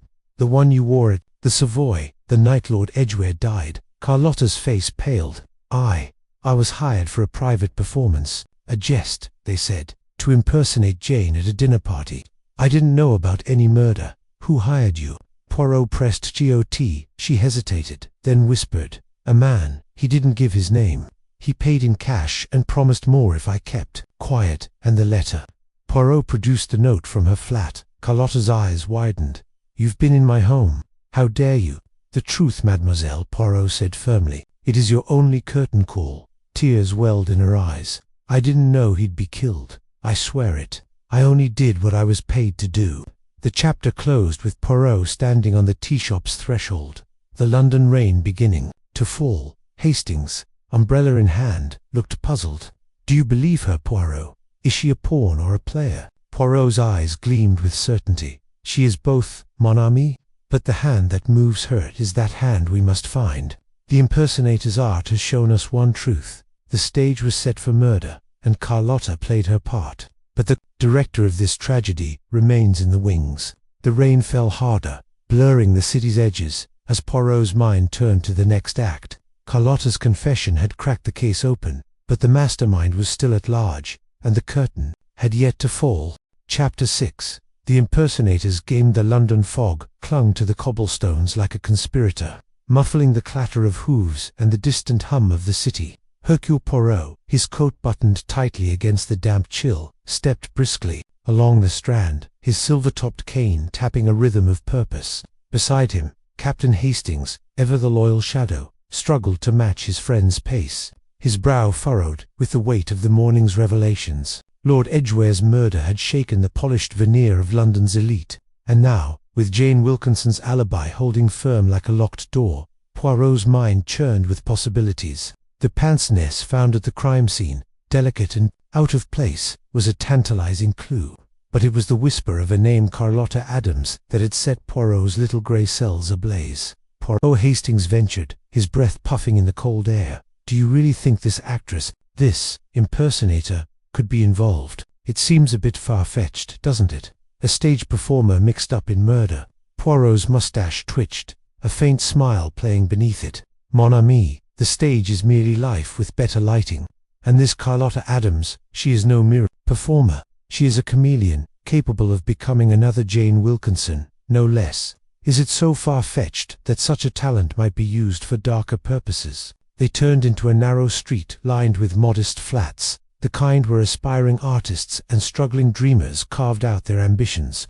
Carlotta Adams's address, gleaned from a theatre program Poirot had plucked from Jane's dressing room, was a third-floor walk-up in a building that smelled faintly of damp plaster and ambition. The stairwell creaked under their weight, each step echoing like a question mark in the dim light dot. At the door marked 3B, Poirot knocked sharply, his gloved hand precise. No answer came. He knocked again, then tilted his head, listening. A faint rustle, like paper caught in a breeze, stirred from within. His eyes narrowed. "Hastings, s'il vous plaît, your assistance." Poirot gestured to the door, his voice low but firm. Hastings, catching the urgency, pushed against the door. It gave way with a groan, revealing a small, cluttered flat bathed in the grey light of a single window. The air was heavy with the scent of lavender perfume and something sharper, chemically medicinal. Papers littered a writing desk, a costume trunk yawned open with silks and feathers spilling out, and a half-finished cup of tea sat cold on a side table. But it was the figure slumped on the threadbare sofa that froze Hastings's breath. "Poirot," he gasped, rushing forward. Carlotta Adams lay motionless, her head lolling against a cushion, her face pale as moonlight. Her auburn hair, so often styled to mimic Jane Wilkinson's golden curls, was dishevelled, and her eyes stared blankly at the ceiling. A small glass vial, empty but for a faint residue, lay on the floor beside her outstretched hand. Poirot knelt beside her, his fingers brushing her wrist with clinical precision. "No pulse," he murmured, his voice steady but laced with a quiet sorrow. "She has been dead some hours, I think. Veronal, most likely, from the smell of that vial." "Veronal," Hastings's voice trembled. "You mean poison, suicide?" Poirot's gaze swept the room, sharp as a blade. "Suicide, perhaps, or perhaps something more sinister. We must not assume, Hastings. Assumptions are the fog that blinds the truth." He rose, his movements deliberate, and began to examine the room with the meticulous care of a jeweler inspecting a flawed diamond. The writing desk drew his attention. First, amid the scattered papers, a theatre contract, a few unpaid bills, a program for Carlotta's latest performance was a single sheet of notepaper, folded neatly as if awaiting discovery. Poirot unfolded it with gloved fingers, his eyes narrowing as he read aloud. "A golden opportunity awaits. Meet me at the usual place, midnight. Trust in the plan." The note was unsigned, the handwriting bold but unremarkable. Poirot tucked it into his pocket, his mind already racing. "A golden opportunity," he mused. "For what, I wonder? To play a part, or to become a pawn?" Hastings, still shaken, gestured to the vial. "If it's murder, Poirot, who would do this, and why? She was just an actress, just an actress." Poirot's voice held a gentle rebuke. "No more. Amie Carlotta Adams was a woman of extraordinary talent, capable of stepping into another's skin. Such a gift is rare and dangerous. If she impersonated Jane Wilkinson, as I suspect, she may have seen or heard something she should not have." The room seemed to close in around them, the fog outside pressing against the window like an eavesdropper. Poirot moved to the costume trunk, sifting through its contents with care. A blonde wig, eerily similar to Jane's signature style, lay atop a sequined gown. Beneath it, a pair of silk gloves bore a faint stained blood perhaps, or something less damning. Poirot held them to the light, his expression unreadable. "Hastings, observe," he said, pointing to a small tear in the glove seam. "This is not the work of carelessness. This is a glove worn in haste, perhaps in panic." Before Hastings could respond, a sharp rap at the door startled them both. A wiry young man with nervous eyes and a threadbare scarf stood in the doorway, clutching a battered hat. I heard you were here," he stammered, his gaze darting to Carlotta's body. "I'm Tom Ellis, her stagehand, is she?" Poirot stepped forward, his presence commanding despite his diminutive stature. "Monsieur Ellis, I am Hercule Poirot." "You knew Mademoiselle Adams well?" Tom nodded, his hands trembling. "She was kind, sir, talented. She didn't deserve this." His voice cracked, but his eyes flickered with something Poirot noted a guarded wariness. "When did you last see her?" Poirot asked, his tone deceptively mild. Last night, after her show at the Lyceum, she was excited. Said she'd been offered a big job, something that'd make her name. I told her to be careful, but she laughed it off." Tom's eyes dropped to the floor. "She was holding a letter, like the one you've got there."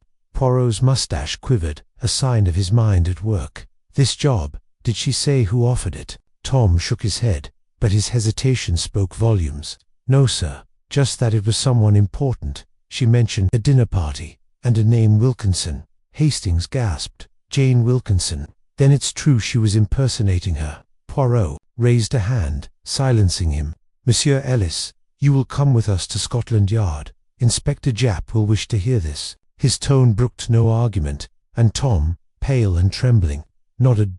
As they descended the creaking stairs, the fog seemed to thicken, wrapping the world in a shroud of uncertainty. Poirot's mind was a whirl of connections. Jane's alibi, talent, the mysterious note, and now a second death. The pieces of the puzzle were scattered, but he sensed a pattern forming, a delicate web spun by a cunning hand. At Scotland Yard, Inspector Japp's office was a chaos of papers and cigarette smoke. The burly inspector looked up as Poirot entered, Tom trailing nervously behind. "Another body, Poirot," Japp groaned, rubbing his temples. "This case is turning into a ruddy nightmare. First Edgware, now this actress. What's the connection?" Poirot settled into a chair, his hands folded neatly. "The connection, mon ami, is deception. Carlotta Adams was no mere victim.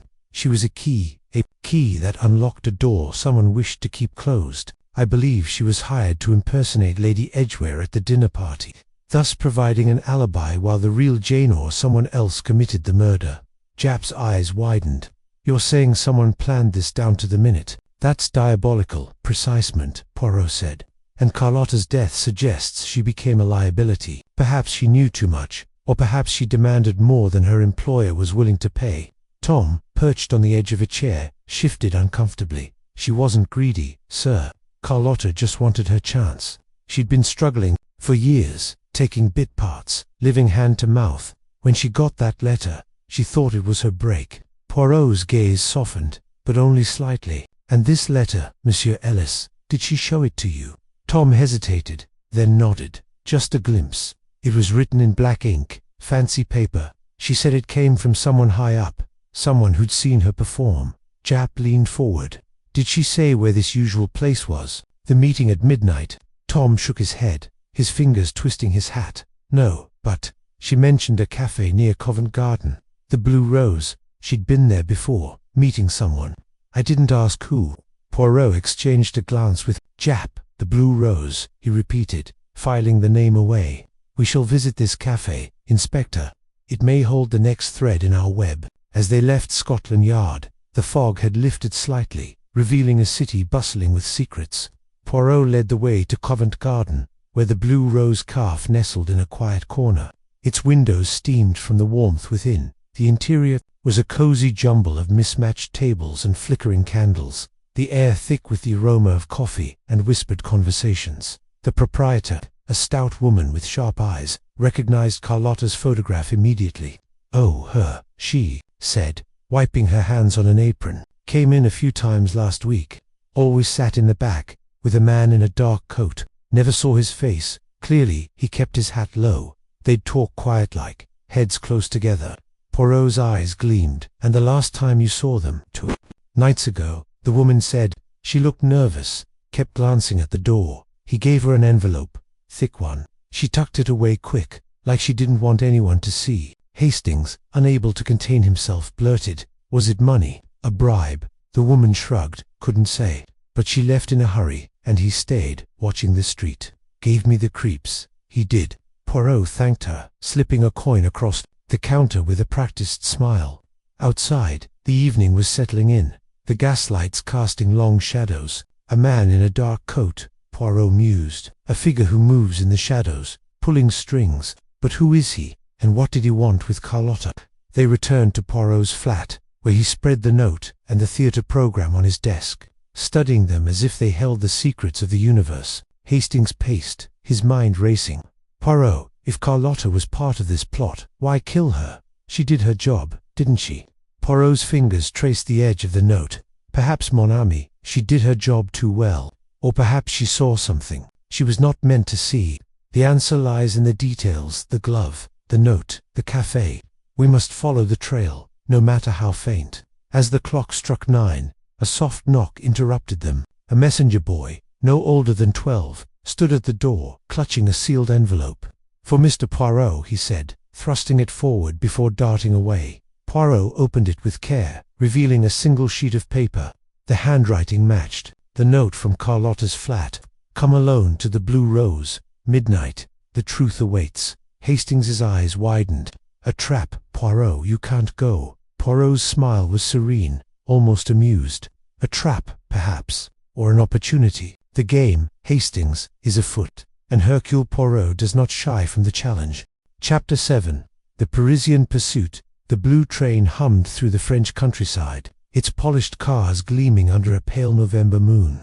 Hercule Poirot sat in a first-class compartment, his cream suit immaculate despite the late hour, his mustache waxed to a razor's edge. Across from him, Captain Hastings fidgeted with his tie, his honest face creased with the unease of a man unaccustomed to chasing suspects across borders. The air was thick with the scent of polished leather and the faint tang of Poirot's tisane, steaming in a porcelain cup. Outside, the fields of northern France blurred past, their shadows dancing like spectres in the moonlight. "Poirot," Hastings said, his voice low, "I still can't believe we're herring off to Paris after Ronald Marsh. Do you really think he's our man? Stabbing his uncle, then bolting like it's bold, even for a chap like him." Poirot's green eyes gleamed, reflecting the compartment's soft lamplight. "Bold, yes, mon ami, but is it the boldness of guilt, or the panic of a pawn? Ronald Marsh, he flees, but the question is, from what? The murder of Lord Edgware, or something deeper? The little grey cells, they whisper of a larger game." The journey to Paris had been spurred by a flurry of revelations. In the previous chapter, Poirot had uncovered Ronald's blackmail attempt against his uncle, Lord Edgware, over a family scandal, and a train ticket to Paris found in his Soho flat suggested he was on the run. The jeweled dagger, the murder weapon, had been linked to Carlotta Adams, the actress whose impersonation of Jane Wilkinson had muddied the case. Carlotta's death by Verona overdose, coupled with a note in Jane's handwriting, had tightened the noose around Jane, but Poirot suspected a frame. Now, the trail led to Ronald, and a new name had emerged: Geraldine Marsh, Edgware's estranged daughter, whose motives were as shadowy as the Parisian night. The train's whistle pierced the silence, and Poirot sipped his tisane, his mind racing. "Hastings, consider the tapestry we weave. Jane Wilkinson claims she was at a dinner party, yet a maid saw her slip away. Carlotta, her double, is dead, and a dagger bears Jane's fingerprints too perfect. Not Ronald, he argues with his uncle, then flees. And now, Geraldine, the daughter, enters the stage. We must find her, for she may hold the key to this charade." Hastings nodded, though his brow furrowed. But what about that BM card from the butler? Could it be Brian Martin, that actor fellow Jane mentioned? "He's got ties to the theatre, like Carlotta." "Precisement," Poirot said, his mustache twitching.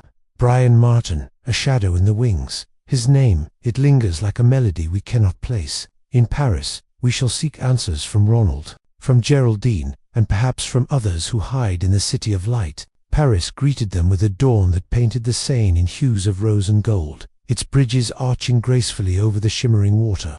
The air was crisp, carrying the scent of fresh croissants and coal smoke from the city's chimneys. Poirot and Hastings checked into the Hotel Maurice, a grand establishment on the Rue de Rivoli, its marble lobby bustling with fur-clad aristocrats and American tourists. Poirot, ever meticulous, sent a telegram to Inspector Japp, requesting any information on Geraldine Marsh or Brian Martin's movements in Paris.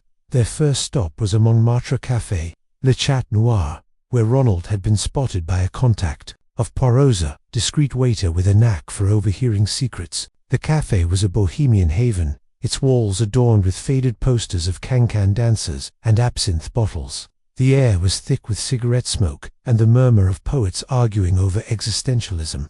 Ronald sat at a corner table, his lanky frame hunched over a glass of red wine, his eyes darting to the door as if expecting pursuit. Beside him was a woman, her auburn hair swept into a chignon, her face partially obscured by a wide-brimmed hat. Poirot's pulse quickened. Geraldine Marsh. He was certain. Bonjour, Monsieur Marche, Poirot said, approaching with a polite bow. And mademoiselle, I presume, is Geraldine Marche. Hercule Poirot, at your service. May we join you? Ronald's glass nearly tipped, his face pulling. Poirot, what the devil are you doing here? I'm just taking a holiday, that's all. Geraldine's eyes, a striking grey, met Poirot's with a mix of defiance and fear. Monsieur Poirot, I've heard of you. If you're here about my father, I've nothing to say. I left London to escape his shadow, not to be dragged back into it. Poirot took a seat, his cane resting against the table. Mademoiselle, Monsieur, the shadow of Lord Edgware. It follows you both. He is dead, stabbed in his study, and you, Monsieur Ronald, were seen arguing with him that night. You flee to Paris, most convenient, Nan. And you, Mademoiselle Geraldine, what brings you to this café, with your brother, at such a time? Geraldine's fingers tightened on her handbag, a sleek leather affair embossed with a serpent-crested detail that made Poirot's moustache twitch, recalling the cigarette case from an earlier clue. I came to see Ronald, she said, her voice low. He's my brother, after all. I had no love for my father, but I didn't kill him. I was in Hampstead, at my boarding house, when it happened. Ronald leaned forward, his voice sharp. Look, Poirot, you've got it all wrong. I argued with Uncle George, yes, about money. He was cutting me out of his will, leaving it all to some blasted charity. But I didn't stab him. I was at the Red Lion after our row. Ask anyone. Poirot's smile was gentle but unrelenting. And yet, monsieur, a train ticket to Paris was found in your flat. And a jeweler here claims you repaired a jeweled dagger days before the murder. A dagger, I might add, that matches the one that ended your uncle's life. Ronald's face flushed, his hands clenching. That's nonsense. I never touched any dagger. I came to Paris to clear my head. Geraldine called me, said she needed to talk, that's all. Geraldine's eyes flickered to Ronald, a silent warning. It's true, Monsieur Poirot. I called him. I was worried about family matters. Father was embezzling my trust fund, or so I suspected. I wanted Ronald's help to confront him, but then he was killed.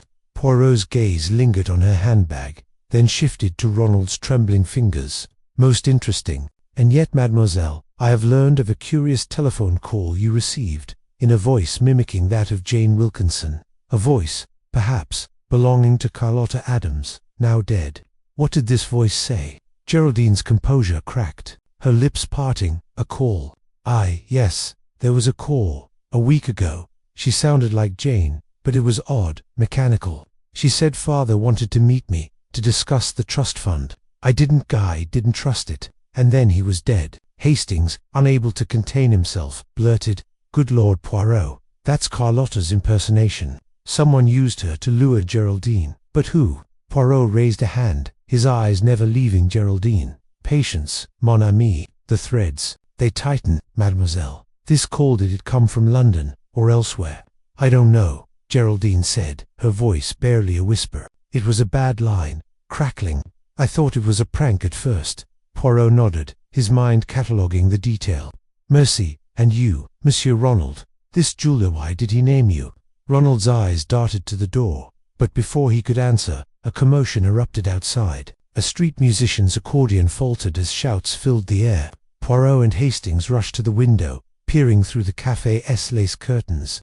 A man in a sharp suit, his face half hidden by a fedora, was hurrying down the cobbled street, a leather satchel clutched under his arm. Poirot's pulse quickened. Brian Martin, the actor, whose initials matched the card found at Edgware's mansion. Quickly, Hastings, Poirot said, seizing his cane, we must follow. The chase led through Montmartre's winding alleys, where gas lamps cast flickering shadows on stone walls adorned with ivy and graffiti. Brian Martin moved swiftly, his satchel bouncing against his hip, his fedora pulled low. Poirot, despite his small stature, kept pace with surprising agility, his cane tapping a determined rhythm. Hastings, panting, struggled to keep up, his coat flapping in the chilly breeze. They cornered Martin near the Saker. See your, its white domes glowing under the moon. The actor froze, his eyes wide with panic, as Poirot approached, his voice calm, but commanding. Monsieur Martin, Poirot said, a pleasant evening for a stroll, Nan. But your haste, it suggests you carry more than a satchel, perhaps a secret. tied to Lord Edgware's death. Martin's laugh was forced, his hands tightening on the satchel. Poirot, you're barking up the wrong tree. I'm just in Paris for a film deal, meeting a producer. Nothing to do with Edgware or that mess. Poirot's eyes gleamed. A film deal, you say? Yet your card was found at Lord Edgware's mansion, and you, I understand, were a friend of Carlotta Adams, the actress who mimicked Jane Wilkinson so perfectly. Now, you are here, where Ronald Marsh and Geraldine Marsh convene. A coincidence, monsieur? Martin's jaw tightened, his fingers twitching toward his pocket. Look, I knew Carlotta, sure. We worked together in London, but I didn't kill anyone. I'm an actor, not a murderer. Hastings stepped forward, his voice firm. Then why? The rush, Martin, and what's in that satchel? Hand it over, and let's settle this. Before Martin could respond, a gunshot cracked through the night, echoing off the basilica's walls. Hastings dove behind a stone bench, pulling Poirot with him. Martin bolted, his satchel dropping to the cobblestones as he vanished into an alley. Poirot, unruffled, crawled to the satchel and opened it, revealing a stack of letters, a photograph of Carlotta in Jane's gold gown, and a small vial of veronal, the drug that killed her. Mon Dieu, Poirot murmured, his fingers tracing. The photograph. The plot thickens. Hastings. These letters, they are from Lord Edgware to an unknown recipient, discussing a family secret, and this violet is no accident. Hastings peered over his shoulder, his face pale. Good heavens, Poirot, someone tried to shoot us. Was it Martin, or someone else? Poirot's smile was grim. Someone, mon ami, who wishes to keep the shadows dark. But Hercule Poirot, he does not fear the dark. Back at the Hotel Muris, Poirot spread the satchel's contents on a mahogany table, the lamplight casting long shadows across the room. The letters were cryptic, written in Edgware's precise hand, hinting at a scandal involving Geraldine's trust fund and a disloyal confidant. The photograph showed Carlotta in Jane's gown, her smile eerily identical to the actress's. The veronal vial bore a Parisian pharmacist's label, dated 2 days prior proof. It was acquired after Carlotta's death. Hastings said, pacing. This is a breakthrough, isn't it? Martin's got to be involved. He had the veronal, the photo maybe. He killed Carlotta to cover his tracks. Perhaps, Poirot said, his fingers steepled. But why leave such evidence in a satchel so icily lost? No, Hastings, this is a performance, staged to mislead. Martin, he is a player, but not the director. We must return to Geraldine and Ronald. Their meeting, it was no coincidence. A telegram from Jap arrived, its contents electrifying. Ronald's fingerprints were found on the safe in Edgware's study, where the blackmail letters were kept. Jap also reported a sighting of Martin at a Parisian train station, boarding a train back to London. Poirot's eyes narrowed, his mind racing. We return to Le Chatenoir, Hastings, he said. Geraldine, she knows more than she admits. And Ronald, his flight to Paris, it is a thread we must pull. The cafe was quieter now. Its patrons dwindled to a few late-night artists nursing absinthe. Geraldine sat alone, her hat discarded, her auburn hair catching the candlelight. Ronald was gone, a half-empty glass of wine marking his absence. She looked up as Poirot approached, her grey eyes weary but defiant. Monsieur Poirot, she said, I suppose you've come to accuse me of something else. Ronald left an hour ago, said he had business. I don't know where. Poirot sat, his cane resting across his knees. Mademoiselle, I do not accuse, I seek the truth. You spoke of a call, in Jane Wilkinson's voice, luring you to your father. Now, we find a photograph of Carlotta Adams, dressed as Jane, and a vial of veronal, the drug that killed her. Tell me, what business did you have with Monsieur Martin? Geraldine's hands trembled, her voice barely audible. Brian, I met him once, in London. He said he could help with father's trust fund, that he knew a way to get it back. But I didn't trust him. He was too smooth, too eager. When I heard about Carlotta, I wondered if he'd used her to trick me. Poirot's mustache twitched, a sign of his mind's rapid motion. And Ronald, mademoiselle, did he know of this plan? She shook her head, tears welling. Ronald's desperate. Monsieur Poirot. Father was going to cut him off, and he's in debt to some awful people. He thought confronting father would fix things, but I told him to stay away. Then father died, and Ronald panicked. Poirot leaned forward, his voice soft but piercing. And the dagger, mademoiselle, the jeweler who repaired it, he named your brother. Why? Geraldine's breath hitched. I don't know. Ronald never mentioned a dagger.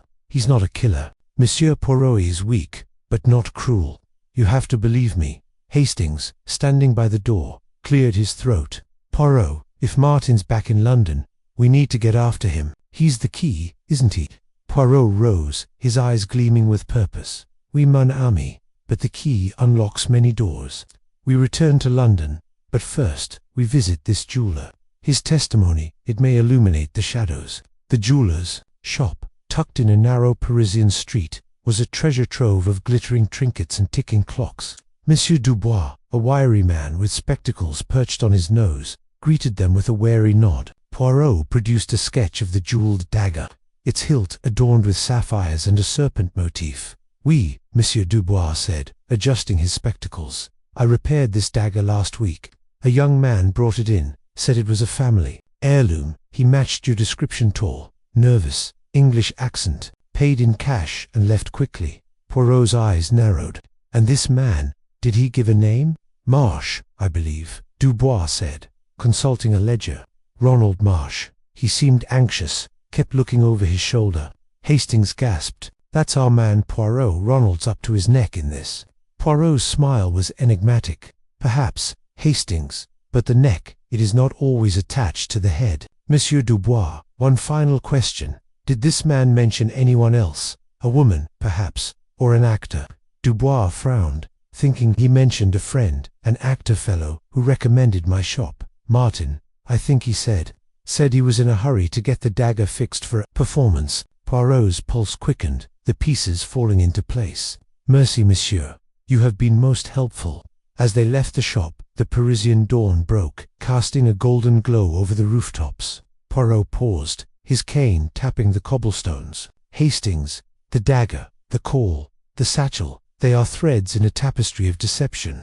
Ronald, Geraldine, Martin, they play their parts, but who directs? We return to London, where the stage awaits. The blue train carried them back to London, its rhythm a counterpoint to Poirot's racing thoughts. The chapter closed with a dramatic flourish, a telegram from Jap, waiting at Victoria Station, confirming Martin's return, and a new clue. A voice recorder found in Edgware's study, its tape missing. Poirot's eyes gleamed with triumph, for he had unravelled Ronald's flight, Geraldine's secrets, and Martin's shadowy role. The act was complete, a satisfying resolution to the Parisian pursuit, yet the larger mystery loomed, promising darker scenes ahead. Chapter 8. The nephew's secrets. The London evening was heavy with the scent of rain, the kind that promised to wash away the city's grime but never quite managed it. Hercule Poirot stood at the window of his Whitehaven mansion's flat, his silhouette sharp against the flickering gaslights outside. His gloved hands clasped behind his back, he stared into the drizzle, his mind a whirl of connections and contradictions. The deaths of Lord Edgware and Carlotta Adams had twisted the case into a knot that even his meticulous grey cells struggled to untangle. Captain Hastings burst through the door, his overcoat damp and his face flushed with excitement. Poirot, I've got something. Ronald Marsh, that nephew of Edgware's, he's up to his neck in trouble.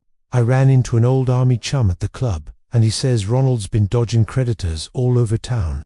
Poirot turned, his green eyes gleaming like polished jade. Bon mon ami, the nephew emerges from the shadows. Tell me, what precisely did your friend say? Hastings tossed his hat onto a chair and sank into an armchair, still catching his breath. Seems Ronald's been gambling like a man possessed. Horses, cards, even some shady backroom dice games. He owes thousands to a fellow named Alton, a financier with a reputation for squeezing his debtors dry. My chum says Ronald's been seen skulking around Alton's office in the city, looking desperate. Poirot's mustache twitched, a sign of his mind shifting gears. Most interesting.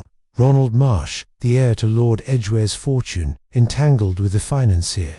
And now, with his uncle dead, that fortune is within reach. A motive, perhaps. Hastings nodded eagerly. Exactly. If anyone had reason to want Edgware out of the way, it's Ronald. And with Carlotta's death, well, maybe he's tying up loose ends. Poirot raised a hand, his expression cautious. Let us not leap, Hastings. Motive is but one thread in this tapestry. We must speak to Monsieur Marsh and observe the man himself. Arrange a meeting, if you please. Somewhere neutral. A cafe, perhaps. The Café Royal. Tomorrow at noon." Hastings grinned, already reaching for the telephone. "Leave it to me, Poirot. I'll track him down." As Hastings made the call, Poirot returned to the window, his thoughts drifting to the gold dagger charm found in Carlotta's apartment. It was a delicate thing, no larger than a thumbnail, yet it gleamed with significance. Was it a gift, a clue, or a deliberate misdirection? The rain pattered against the glass, a rhythm that matched the cadence of his racing mind. The Café Royal buzzed with the clink of china and the murmur of conversation, its Art Deco chandeliers casting a golden glow over the patrons. Poirot, impeccably dressed in a charcoal suit, sat at a corner table, his tisane steaming before him. Hastings, less composed, fidgeted with his napkin, his eyes scanning the room for Ronald Marsh. "There he is," Hastings whispered, nodding toward a young man weaving through the tables. Ronald was in his late 20s, with a lean frame and sharp features that might have been handsome if not for the haggard lines etched by worry. His tweed jacket was well cut, but frayed at the cuffs, a testament to his dwindling fortunes. "Mr. Poirot, Captain Hastings," Ronald said, his voice clipped as he took a seat. "I can't say I'm thrilled to be summoned, but I suppose you've got questions about my uncle." Poirot inclined his head, his smile polite but piercing. "Monsieur Marsh, your uncle's death is a tragedy, and now Mademoiselle Adams joins him in the grave. Poirot seeks only the truth. You stand to inherit a great deal." Ronald's jaw tightened, his fingers drumming on the table. Straight to the point. Yes, I'm the heir. But if you think I stabbed my uncle, you're barking up the wrong tree. I was at the Blue Diamond Club that night, playing cards. Ask anyone there." Hastings leaned forward, his tone skeptical. "A gambling club, Mr. Marsh. Not the strongest alibi, given your debts. We've heard you owe a fortune to Mr. Alton." Ronald's eyes flashed, but he forced a laugh. "Gossip travels fast. Yes, I owe Alton money. Too much, if I'm honest. But killing my uncle wouldn't solve that. Alton's not the sort to forgive a debt just because I've got a title now." Poirot sipped his tisane, his gaze never leaving Ronald. "And yet, your uncle's death is most convenient. Tell me, monsieur, did you visit his mansion recently? Perhaps to discuss your financial embarrassments?" Ronald hesitated, his fingers stilling. "I saw him a week before he died. Tried to get a loan, if you must know. He laughed me out of the room, said I'd squandered enough of his legacy." Hastings raised an eyebrow. "Sounds like a motive to me." Ronald's face reddened. "Look, I'm no saint, but I'm not a murderer. Besides, what about Carlotta Adams? I barely knew her. Why would I kill an actress?" Poirot's eyes narrowed. "A good question, monsieur. But let us return to the night of your uncle's death. This Blue Diamond Club, who can confirm your presence?" Ronald rattled off a list of names: card players, a bartender, a co-check girl. Poirot jotted them down in a small notebook, his pen moving with precision. "And Mademoiselle Adams," he continued, "did you ever see her perform? Her mimicry of Jane Wilkinson was most remarkable." Ronald shrugged, his nonchalance strained. "Saw her once, at a theatre in Soho. She was good. I'll give her that, but I'm not one for the stage. Too much pretense." Poirot's smile was enigmatic. "Pretense, monsieur, is often the mask of truth. Merci, for your time we may speak again." As Ronald rose, his chair scraped loudly, drawing curious glances. He muttered a farewell and strode out, his shoulders hunched against the drizzle beyond the café's windows. Hastings leaned back, frowning. "Shifty fellow Poirot. His alibi is as flimsy as tissue paper, and that temper he's got a motive a mile wide." Poirot tapped his notebook. "Perhaps, Hastings, but the truth is not so simple. Ronald's debts make him vulnerable, but vulnerability is not guilt. We must verify his alibi and explore this, Monsieur Alton." The Blue Diamond Club was a dimly lit den tucked behind a nondescript door in Soho, its air thick with cigar smoke and the clatter of chips. Poirot, his nose wrinkling at the stench, navigated the crowded room with Hastings at his side. The bartender, a burly man named Mick, confirmed Ronald's presence on the night of Lord Edgware's murder, though his memory was hazy on times. "He was here, all right," Mick said, polishing a glass. "Losing badly, as usual. Left around midnight, maybe later." Poirot's eyes gleamed. "And was he alone?" Monsieur Mick hesitated, then leaned closer. There was a woman with him for a bit. Dark hair, flashy dress. Didn't catch her name. She left before he did. Hastings exchanged a glance with Poirot. Carlotta Adams. He whispered Poirot. Shook his head slightly. Non, mon ami. Carlotta was fair-haired. This is another player in our drama. The co-check girl.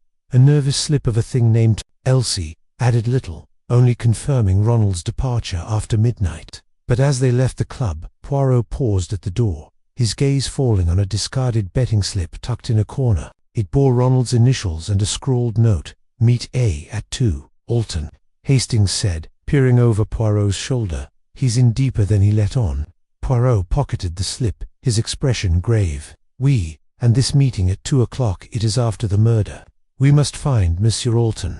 The financier's office was a stark contrast to the club. All polished mahogany and gleaming brass in the heart of the city. Mr. Alton was a broad-shouldered man with a predator's smile, his eyes cold as he greeted Poirot and Hastings. His office overlooked the Thames, its waters grey under the rain-soaked sky. "Mr. Poirot, a pleasure," Alton said, his voice smooth as oil, "though I can't imagine what brings a detective of your caliber to my door." Poirot's smile was equally polished. "Monsieur Alton, we inquire about Ronald Marsh. His debts to you are considerable, Nan, and his uncle's death, most fortuitous for him." Perhaps Alton's smile didn't waver, but his fingers tightened on a gold fountain pen. "Ronald's a reckless boy, but I don't deal in murder. He owes me £10,000, give or take. His uncle's death doesn't pay that debt, less he sells the estate, which he hasn't." Hastings, unable to resist, interjected, "But you met him after the murder, didn't you?" "At 2 in the morning." Alton's eyes flickered, but he recovered quickly. "A late meeting, yes." Ronald was frantic, begging for an extension. "I refused, that's all." Poirot tilted his head, his voice soft but probing.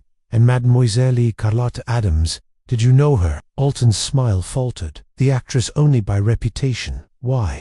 Poirot waved a hand, dismissing the question. "A passing thought. Merci, monsieur, we may return." As they left, Hastings muttered, "He's hiding something, Poirot." That pause when you mentioned Carlotta was like he'd been caught out. Poirot nodded, his cane tapping the pavement. But what? Alton is a man of secrets, and Ronald is his pawn. We must dig deeper." The investigation took a new turn when Poirot received a note from Chief Inspector Japp, requesting an urgent meeting at Scotland Yard. Japp's office was cluttered with files, the air thick with the scent of ink and tobacco. The inspector's face was grim as he pushed a photograph across the desk, a grainy image of Ronald Marsh leaving Alton's office. Time-stamped at 2:15 a.m. on the night of Lord Edgware's murder. "Got this from a private photographer," Japp said. "Thought he was tailing a cheating husband, but caught Ronald instead. Puts a dent in his alibi, doesn't it?" Poirot studied the photo, his fingers tracing the blurred outline of Ronald's face. "Indeed, mon ami, the Blue Diamond Club is in Soho, Alton's office in the city. Ronald could not be in both places so late. He has lied." Hastings clenched his fists. "That's it. Then, he's our man." Poirot shook his head. "Now, Hastings, a lie is not a confession. We must confront him, but with care. The truth is a delicate thing, icily shattered." The confrontation took place at Ronald's modest flat in Bloomsbury, a cramped space cluttered with racing forms and empty bottles. Ronald, bleary-eyed and unshaven, opened the door, his expression shifting from surprise to defiance as he saw Poirot and Hastings. "What now?" he snapped, slumping onto a threadbare sofa. "I told you everything." Poirot stood, his posture rigid, his voice like steel. "Not everything, monsieur. You claimed to be at the Blue Diamond Club until after midnight, yet you were seen at Mr. Alton's office at 2. Lies, Monsieur Marsh, are dangerous in a murder investigation." Ronald's face paled, his hands trembling. "All right, I wasn't at the club the whole time. I went to see Alton. Yes, he was pressing me hard, threatening to ruin me. But I didn't kill my uncle, I swear it." Poirot's eyes bored into him. "And the woman at the club, the one with dark hair, who was she?" Ronald froze, his mouth working soundlessly.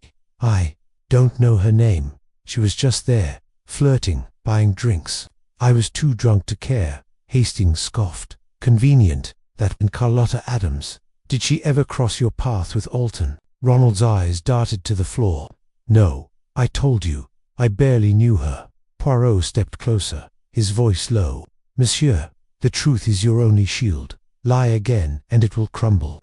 If you know more, speak now." Ronald's shoulders slumped, defeat in his eyes. "I'm telling you, I didn't kill anyone. Alton's the one you should be watching. He's got his fingers in everything, debts, deals, even some shady business with actresses." Poirot's moustache twitched. "Actresses, you say? Most interesting. We will speak again, monsieur." As they left, Hastings whispered, "He's scared, Poirot. Scared of Alton, maybe." Poirot nodded, his gaze distant. "Oui, but fear is a mirror, reflecting many faces. Ronald is a pawn, but who's Alton's, or another's?" Chapter 9. The Butler's Confession. The late summer air hung heavy with the scent of roses and regret as Hercule Poirot stepped into the shadowed parlour of Lord Edgware's Regent Gate mansion. The grandeur of the place, with its towering portraits and gilded cornices, seemed to mock the grim purpose of his visit. Dust motes danced in the slanting light, and the silence was oppressive, broken only by the faint tick of a grandfather clock in the hall. Captain Hastings, ever the faithful companion, trailed behind, his brow furrowed with the effort of keeping pace with Poirot's relentless mind. "Mon ami," Poirot said, adjusting his pristine gloves, "this house, it breathes secrets. The walls, they have heard much, and I suspect the servants have heard more." Hastings nodded, though his expression betrayed his skepticism. "Servants, Poirot? Surely they're too busy polishing silver to be involved in murder." Poirot's mustache twitched, a faint smile playing beneath it. "Hastings, you underestimate the power of those who move unseen. The butler, the maid, they are the eyes and ears of a household, and today I intend to make those ears speak." They were there to question Alfred, Lord Edgware's butler, a man whose nervous demeanour during their last visit had not escaped Poirot's notice. The murder of Lord Edgware, stabbed in his library, had sent ripples through London's high society, and the subsequent strangling of Carlotta Adams, a young actress linked to Jane Wilkinson, had only deepened the mystery. Poirot's little grey cells were alight with questions, and the butler, he suspected, held a key to unlocking them. The parlour door creaked open, and Alfred entered, his posture rigid, his hands clasped tightly behind his back. He was a wiry man in his late 50s, with thinning grey hair and eyes that darted like a trapped animal's. His black suit was immaculate, but a faint tremor in his fingers betrayed his unease. "Monsieur Alfred Poirot," began, his voice smooth as velvet, "I thank you for agreeing to speak with us. It is a matter most delicate, you understand." Alfred's Adam's apple bobbed. "Of course, Mr. Poirot, I wish to be of service." Hastings leaned forward, his notebook open, pencil poised. "Just tell us what you know about the night. Lord Edgware was killed. Anything unusual?" The butler hesitated, his gaze flickering to the window, where the curtains swayed gently in the breeze. "It was a quiet evening, sir. His lordship dined alone, as was his custom. I served him at 7, and he retired to the library afterward. I heard nothing out of the ordinary." Poirot's eyes narrowed, his head tilting like a bird, studying its prey. "Nothing out of the ordinary, you say? Yet I observe, Monsieur Alfred, that your hands, they tremble, and your eyes, they avoid mine. There is something you have not told us, n'est-ce pas?" Alfred's face paled, and he took a step back, as if Poirot's words were a physical blow. I don't know what you mean, sir." "Oh, but I think you do." Poirot rose from his chair, his small frame somehow commanding the room. He paced slowly, his polished shoes clicking on the parquet floor. "Let us reconstruct the evening, shall we? Lord Edgware is in his library, alone. The household is quiet, but then there is a visitor, perhaps, or a sound. A conversation overheard, perhaps, by a butler who is, how shall we say, attentive to his duties." Alfred's lips parted, but no sound came. He glanced at Hastings, then back at Poirot, his composure crumbling. "I didn't mean to listen, sir," he blurted, his voice barely above a whisper. "It wasn't my place." Poirot stopped pacing, his eyes gleaming with triumph. "Ah, but you did listen, did you not? And what did you hear, Monsieur Alfred? Tell me, and do not omit the smallest detail." The butler sank into a chair, his shoulders slumping. It was a woman's voice. "Not Lady Edgware, Miss Wilkinson. I mean, it was someone else. I was passing the library door, you see, bringing his lordship's brandy. The door was ajar, and I heard them arguing. Her voice was sharp, angry. She said something about money, and promise broken." Hastings scribbled furiously, his pencil scratching against the page. A woman. Are you sure it wasn't Jane Wilkinson? Alfred shook his head vehemently. No, sir. I know Miss Wilkinson's voice bright, like a bell, even when she's cross. This was different, lower, more cultured, if you'll pardon me saying, like someone used to giving orders. Poirot's mustache quivered with satisfaction. And this woman, did you see her? A glimpse, perhaps, as she left. Alfred's hands twisted in his lap. I didn't dare look, sir. I stepped back into the pantry when I heard her coming, but I saw her shadow on the wall, tall, slender, with the hat pulled low. She moved quickly, like she didn't want to be seen.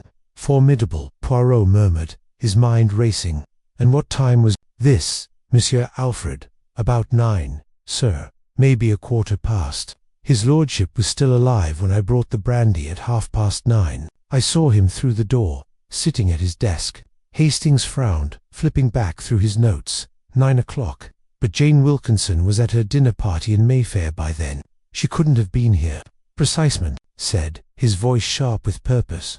Which means, mon ami, that this mysterious woman is not our Jane. But who, then, and why was she arguing with Lord Edgware mere hours before his death? Alfred's eyes widened, as if realizing the weight of his confession. I swear, sir, I didn't know it was important. I thought it was just family business. His lordship often had visitors, you see, actresses, financiers, all sorts. I never thought. Poirot raised a hand, silencing him. Calm yourself, Monsieur Alfred, you have done well to speak. But tell me, this woman, did she mention a name, a place, anything that might identify her? The butler frowned, his brow creasing as he strained to recall. She said something about a performance. Yes, that's it, she said. You promised me the role, and now it's hers. I didn't catch the rest, but she sounded furious, sir, like she'd been betrayed.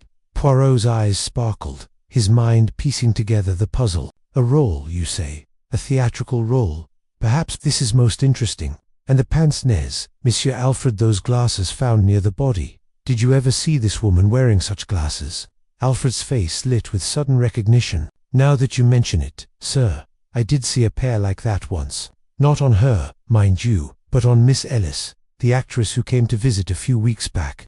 She was always adjusting them, like they didn't fit right. I thought it odd for someone so young to wear such old-fashioned spectacles. Poirot clapped his hands together, the sound sharp in the quiet room. Magnifique, you have given us a thread, Monsieur Alfred, and Hercule Poirot. He shall follow it. This Miss Ellis, describe her, if you please. She's tall, sir, with dark hair in a sharp way about her, not like Miss Wilkinson, all smiles and charm. Miss Ellis is colder. She came to see his lordship a few times, always about business, she said, something about a play he was funding. Hastings leaned forward, his voice eager. And you're sure it was her voice you heard that night? Alfred hesitated, then shook his head. I can't swear to it, sir, but the way she spoke, the way she carried herself, it fits. I'm sorry I didn't say anything sooner. I was afraid. Poirot's expression softened, though his eyes remained piercing. Fear, Monsieur Alfred, is a natural companion in the face of murder. But you have spoken now, and that is what matters. We shall trouble you no further, for the moment. As they left the parlour, Hastings's face was alight with excitement. Poirot, this is a breakthrough. If this Miss Ellis was arguing with Edgware, and she wears pince-nez like the ones found at the scene, she must be our woman. Poirot's smile was enigmatic. Perhaps, mon ami, but the little grey cells, they whisper that the truth is not so simple. Why would Miss Ellis leave her glasses behind? And why argue with Edgware over a role when he was no longer her patron? No, Hastings, we must dig deeper. The thread is there, but the tapestry is vast.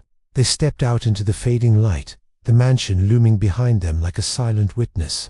Poirot's mind was already racing ahead, connecting the butler's confession to the web of clues, the pince-nez, the mysterious letter, the impersonator at Jane's dinner party. Miss Ellis, with her cultured voice and theatrical ambitions, was a piece of the puzzle, but was she the killer or merely another pawn in a grander scheme? As they hailed a cab, Poirot's eyes gleamed with quiet satisfaction.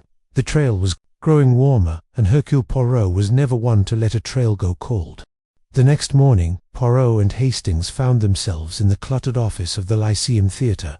a hub of London's theatrical world. The air was thick with the scent of grease paint and old velvet, and the walls were plastered with posters of past productions. Miss Geraldine Ellis, the actress Alfred had named, was their target, and Poirot was determined to unravel her connection to Lord Edgware's death. The stage manager, a harried man with ink-stained fingers, pointed them toward the rehearsal room. Miss Ellis is in there, running lines. She's a bit of a dragon. Mind, you don't expect her to be pleased to see you. Poirot's mustache twitched. A dragon, you say? Then Hercule Poirot shall be the knight who tames her. They entered the rehearsal room, where a tall woman, with sharp cheekbones and dark hair pulled into a severe bun, stood center stage.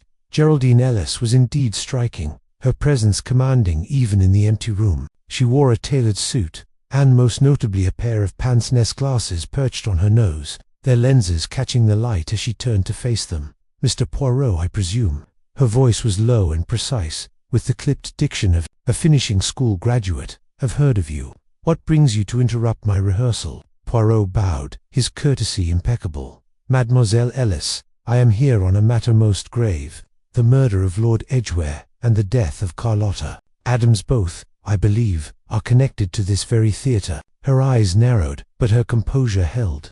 "A tragedy, to be sure, but I fail to see what it has to do with me." Hastings, unable to contain himself, blurted, "We know you visited Lord Edgware the night he died. The butler heard you arguing with him about a role, wasn't it?" Geraldine's lips tightened, and for a moment Poirot thought she might dismiss them outright. But then she sighed, removing her pince-nez and rubbing the bridge of her nose. "Very well. Yes, I saw Lord Edgware that night. He was backing my new play, The Gilded Cage, but he reneged on his promise to give me the lead role. He said Jane Wilkinson had more star power." Poirot's eyes gleamed. "And this made you angry, n'est-ce pas?" "Angry enough to confront him at his home." "I was furious," she admitted, her voice cold. "But murder? No, Mr. Poirot, I'm an actress, not a killer. I left his house by 9:30, and he was very much alive." "And your pince-nez?" Poirot asked, his tone deceptively mild. "A pair was found near his body." "Most curious, Nan." Geraldine's hand froze, her fingers tightening around the glasses. "I lost a pair a few weeks ago. I had to order new ones." "Surely you don't think?" Poirot raised a hand, his expression unreadable. "I think, mademoiselle, that the truth is a stage, and we are all players. But some players, they hide their scripts. Tell me, where were you after leaving Regent Gate?" "I went home," she said quickly. "My landlady can confirm it. I was in by 10. Hastings scribbled the details, but Poirot's focus was unwavering. "And Carlotta Adams, did you know her?" Geraldine hesitated, her eyes flickering with something fear, perhaps, or calculation. "We worked together once. She was ambitious, too much so, perhaps, but I had no quarrel with her." Poirot nodded, though his mind was already elsewhere. "Merci, Mademoiselle Ellis. You have been most helpful. We shall speak again, I think." As they left the theatre, Hastings was buzzing with excitement. "Poirot, she's our woman. The pince-nez, the argument, the motive, it all fits." But Poirot's expression was sombre. "Fits, perhaps, but too neatly, mon ami. The pince left at the scene. The argument overheard it. Is almost as if someone wishes us to suspect Mademoiselle Ellis. No, Hastings, the true killer is cleverer than that. We must look beyond the stage lights to see the shadows." The investigation took a new turn that afternoon when Poirot received a telegram from Chief Inspector Japp. A new witness had come forward, a cab driver who claimed to have driven a woman matching Geraldine Ellis's description from Regent Gate to a seedy pub in Soho on the night of the murder. The pub, known as the Black Cat, was a haunt for theatrical types and less savory characters, a place where secrets were traded as freely as drinks. Poirot and Hastings arrived at the Black Cat as dusk settled over London, the neon sign flickering like a warning. Inside, the air was thick with smoke and laughter, and the clientele ranged from bohemian actors to sharp-eyed gamblers. Poirot, ever out of place in his pristine suit, drew curious glances, but his confidence was unshaken. Cab driver, a grizzled man named Tom, was waiting at a corner table, nursing a pint. I remember her," he said, wiping foam from his moustache. "Tall, dark hair, wearing them funny glasses. She was in a right state, muttering about someone owing her. dropped her off here around 9:45. Poirot's eyes narrowed. And did she meet anyone here? Monsieur Tom? Tom shrugged. Didn't stay to watch, but I saw her head toward the back room, where the card games are. Rough crowd in there, mind you. Poirot thanked the driver and led Hastings to the back room, where a low hum of voices and the clink of coins greeted them. A woman, in a red dress, her face half hidden by a cigarette's glow, watched them from a corner. Poirot approached, his charm disarming. "Pardon, madame, but I seek information. A woman, tall, with pince-nez, was here on the night of Lord Edgware's murder. Did you see her?" The woman's lips curled into a sly smile. "Might if. What's it worth to you?" Poirot slid a few coins across the table, his eyes never leaving hers. "Speak, and Hercule Poirot shall be grateful." She pocketed the coins and leaned forward. "Saw a woman like that? All right." She was talking to a man in a grey coat, shifty-looking fellow. They were arguing about money, something about a debt and a letter. She left in a huff, and he followed her out. Poirot's moustache twitched. "A letter, you say? Most interesting. And this man, did you know him?" She shook her head. "Never seen him before, but he had a scar on his left cheek, like he'd been in a fight." As they left the pub, Hastings was practically vibrating with theories. A scarred man, a letter, a debt, it's all connected. Poirot. Geraldine Ellis must be working with this fellow to cover her tracks.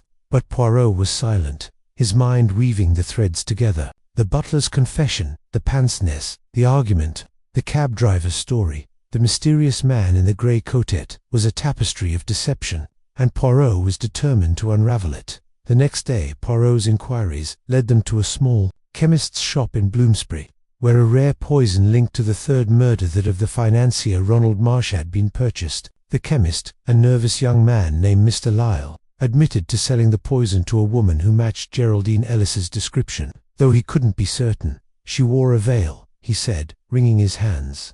"But she had those glasses, and she spoke like a lady, paid in cash, and left quickly." Poirot's eyes gleamed. "And the poison, Monsieur Lilet, was the same used to kill Monsieur Marsh?" Lyle nodded, his face pale. "Aye, sir. I didn't know what she'd do with it, I swear it." As they left the shop, Hastings was triumphant. "That seals it, Poirot. Geraldine Ellis is our killer. The pince-nez, the poison, the argument, she's guilty as sin." But Poirot shook his head. "Nan, Hastings, the evidence, it is too perfect. Someone wishes us to believe Mademoiselle Ellis is the culprit, but the little grey cells, they protest. Why would a woman so careful leave her glasses at a crime scene? Why purchase poison under her own description? No, mon ami, we are being led, and Hercule Poirot does not follow blindly." That evening Poirot sat in his flat, a cup of tisane steaming beside him. The clues swirled in his mind. The butler's confession, Geraldine Ellis's argument, the pince-nez, the letter, the man with the scar, the poison. Each was a piece of the puzzle, but the picture was still incomplete. He closed his eyes, his fingers steepled, and let his little grey cells work their magic. The breakthrough came as the clock struck midnight. Poirot's eyes snapped open, a smile spreading across his face. "Mon Dieu, it is clear. The woman in the library, the pince-nez, the poison, they are not the work of one person, but two. A partnership, Hastings, with one pulling the strings, and the other playing the part. And I, Hercule Poirot, shall find them both." He rose, his energy renewed. The trail was hot, and the next step was clear. Confront Geraldine Ellis again, but this time with the full weight of his deductions. The butler's confession had been the spark, and now Poirot was ready to light the fuse that would blow the case wide open.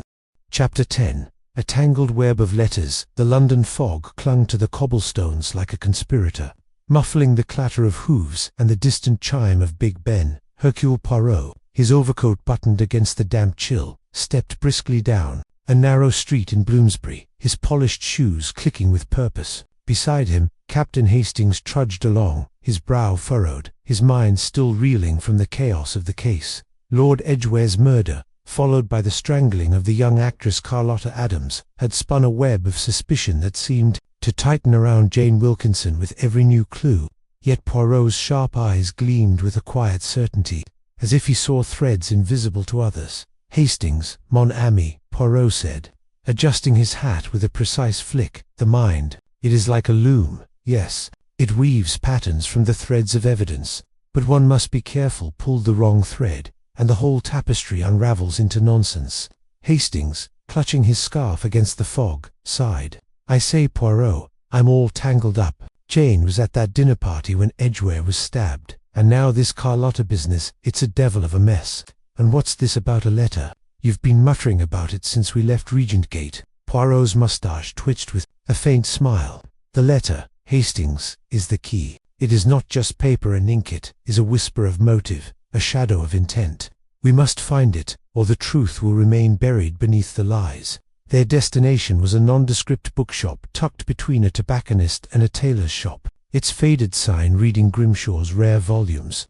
The butler at Edgware's mansion, in a moment of nervous candor, had mentioned that Lord Edgware often visited this shop to acquire obscure manuscripts. Poirot's intuition had seized upon this detail. Sensing that the mysterious letter glimpsed on Edgware's desk before it vanished after his murder might be connected to this place, the bell above the door jingled as they entered, and a musty scent of old leather and ink enveloped them. Shelves towered to the ceiling, crammed with books whose spines bore titles in languages Hastings barely recognized. Behind a cluttered counter stood Mr. Grimshaw, a wiry man with spectacles perched precariously on his nose, his fingers stained with ink. Monsieur Grimshaw, Poirot began, his voice smooth as velvet. I am Hercule Poirot, and this is my associate, Captain Hastings. We seek information about a client of yours, the late Lord Edgware. Grimshaw's eyes darted nervously, and he adjusted his spectacles. Lord Edgware, a tragedy. What happened? He was irregular, you know, always after rare manuscripts, particularly those on finance and trade. But I don't see how I can help. Poirot's gaze sharpened, though his smile remained disarming. Perhaps you can, monsieur. A letter was seen on his desk the night he died. A letter of some importance, I think, connected to his dealings. Did he ever mention such a document? Or perhaps you handled it for him? Grimshaw hesitated, his fingers twitching toward a ledger. A letter. I don't recall anything specific. He bought a few manuscripts last month, but nothing about a letter. Poirot leaned forward, his voice dropping to a conspiratorial whisper. Come now, monsieur. The little grey cells, they tell me you know more than you say. A man like Lord Edgware does not visit a shop like this for mere books. He sought something specific, Nan. Under Poirot's relentless scrutiny, Grimshaw wilted.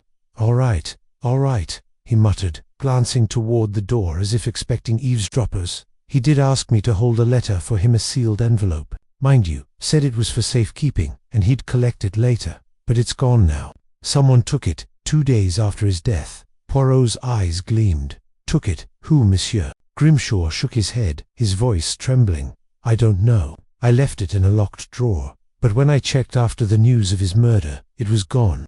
The lock wasn't forced, someone had a key. Hastings, unable to contain himself, blurted, A key? Who else has access to your shop? Only my assistant, Miss Linton, Grimshaw said. But she's been with me for years. I can't imagine her. Miss Linton, Poirot interrupted, his tone thoughtful. She is here today. Grimshaw nodded and called toward the back of the shop. A young woman emerged, her auburn hair pinned neatly, her expression guarded. Miss Linton, these gentlemen have questions about Lord Edgware, Grimshaw said, then retreated to his ledger, clearly eager to escape the conversation. Miss Linton's eyes flickered with unease, but she met Poirot's gaze steadily. I don't know much about Lord Edgware's purchases, she said. I just catalogued the books. Poirot tilted his head, studying her as if she were a painting with hidden brushstrokes. Mademoiselle, a letter was stolen from this shop. A letter? That may explain a murder. You have access to the drawer where it was kept. Tell me, what do you know? Her composure faltered, her hands twisting together. I didn't steal anything, but I did see someone in the shop that night, after closing. I'd come back for my shawl, and saw a woman through the window. She was near the counter, but I couldn't see her face. She left before I could confront her. Poirot's moustache quivered with interest. A woman. Describe her, if you please. Tall, elegant, wearing a dark cloak, Miss Linton said. She moved quickly, like she didn't want to be seen. That's all I know. Hastings leaned forward, excited. Sounds like Jane Wilkinson. She's tall, elegant, always swanting about. Poirot raised a hand, silencing him. Patience, Hastings. Appearances, they deceive. Mademoiselle Linton, you have been most helpful. We shall return if more questions arise.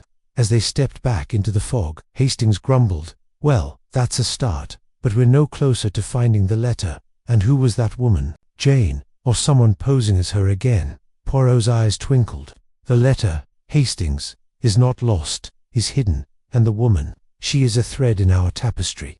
We must follow her to the next knot." Their next stop was the office of Mr. Ronald Marsh, Lord Edgware's nephew and heir, a man whose financial troubles were no secret. His office, a cramped room above a solicitor's practice, smelled of stale cigars and desperation. Marsh, a lanky man with a nervous tic, greeted them with forced joviality. "Mr. Poirot, Captain Hastings, to what do I owe the pleasure?"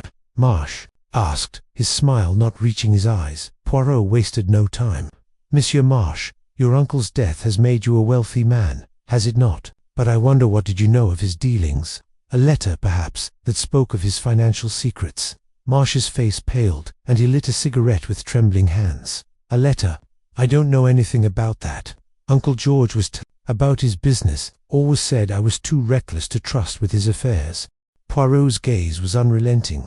"Yet you were seen near Regent Gate the night he died, and you have debts, monsieur. Debts that a certain financier, Mr. Alistair Blunt, might have used to pressure your uncle. Tell me, what was in that letter?" Marsh's cigarette dropped, scattering ash. "Blunt, how did you look? I didn't kill my uncle. Yes, I was near the house, but only to ask for a loan. He refused, as always. As for Blunt, I only heard rumors Uncle George owed him money, big money, something about a shady investment in South America." Poirot's lips curved slightly. "And this letter, did it mention Mr. Blunt?" Marsh hesitated, then nodded. "I saw it once, on his desk. It was from Blunt, demanding repayment. But I didn't take it, I swear." Poirot exchanged a glance with Hastings, who was scribbling furiously in his notebook. "Very well, monsieur, but know this, Hercule Poirot does not rest until every thread is unraveled." As they left Marsh's office, Hastings shook his head. "Blunt, a financier. This is getting murkier by the minute. Do you think Marsh is lying about the letter?" "Perhaps," Poirot mused. "But the letter, it is more than a demand for money. It is a map, Hastings, leading us to the heart of this crime." Their investigation led them to a discreet club in St. James's, where Alistair Blunt, a financier with a reputation for ruthless deals, held court. The club was a bastion of old money, its walls lined with portraits of stern-faced men who seemed to judge every newcomer. Blunt, a broad-shouldered man with a predator's smile, greeted them with practiced charm. "Mr. Poirot, a pleasure," Blunt said, offering a cigar. "I hear you're poking into poor Edgware's death. Nasty business." Poirot declined the cigar with a polite wave. "Monsieur Blunt, let us speak plainly. Lord Edgware owed you money." "Yes. A letter in his possession spoke of this debt. Where is that letter now?" Blunt's smile didn't waver, but his eyes hardened. "A letter. I sent him a few notes about our business, nothing more. If one's gone missing, perhaps his butler misplaced it. Servants, you know, always meddling." Poirot's voice was soft but piercing. "Or perhaps, monsieur, it was stolen to protect your interests. A debt, a threat, a motive for murder." Blunt laughed, a harsh sound. "Murder. You're barking up the wrong tree, Poirot. I was in Paris the night Edgware died. Check the hotel records if you like." Poirot nodded, as if satisfied, but his eyes told a different story. As they left the club, Hastings whispered, "He's slippery, that one. Do you think he's involved?" "Blunt is a man who plays chess with other men's lives," Poirot replied. "But whether he is a pawn or a king, I am not yet certain." The day's inquiries had yielded fragments, but Poirot's mind was already weaving them together. Back at his flat, he paced before the fireplace, his hands clasped behind his back. Hastings, sprawled in an armchair, watched in exasperation. "Poirot, we've got a stolen letter, a shady financier, a nervous butler, and a mysterious woman in a cloak. How does it all fit?" Poirot stopped, his eyes alight. "It fits, Hastings, because it is a pattern. The letter is the key, but it is not the only one. There is another, hidden in plain sight, and I know where to find it." He crossed to his desk and pulled out a small key, one he'd found tucked inside a book in Edgware's library during their first visit. "This, mon ami, is no ordinary key. It belongs to a private box at the British Museum, where Edgware kept his most sensitive documents. Hastings gaped. "Another letter. You've known about this all along." Poirot smiled enigmatically. "I suspected, and now we shall see." The British Museum loomed in the fog, its columns like sentinels guarding secrets. At the curator's office, Poirot presented the key, and they were led to a small, locked box in a vaulted room. Inside was a single envelope, sealed with wax, addressed to Lord Edgware from Alistair Blunt. Poirot opened it with care, revealing a single sheet of paper. Hastings peered over his shoulder as Poirot read aloud. "My dear Edgware, your refusal to honor our agreement leaves me no choice. The South American venture has collapsed, and your silence implicates us both. Meet me at your home on the 15th, or I shall expose your role to the authorities." Hastings whistled. "The 15th, that's the night he was killed. Blunt was threatening him." Poirot folded the letter carefully. But this is not the letter from the desk. That one was stolen. This is a second letter, hidden for safekeeping. And it tells us something vital. Blunt had a motive, but so did someone else. Someone who knew of this letter, and feared its contents. As they left the museum, Poirot's mind raced. The letter pointed to Blunt, but the stolen letter suggested another player. Someone desperate to keep Edgware's secrets buried. Was it Jane, protecting her reputation? Marsh, securing his inheritance? Or someone else, lurking in the shadows of this tangled web?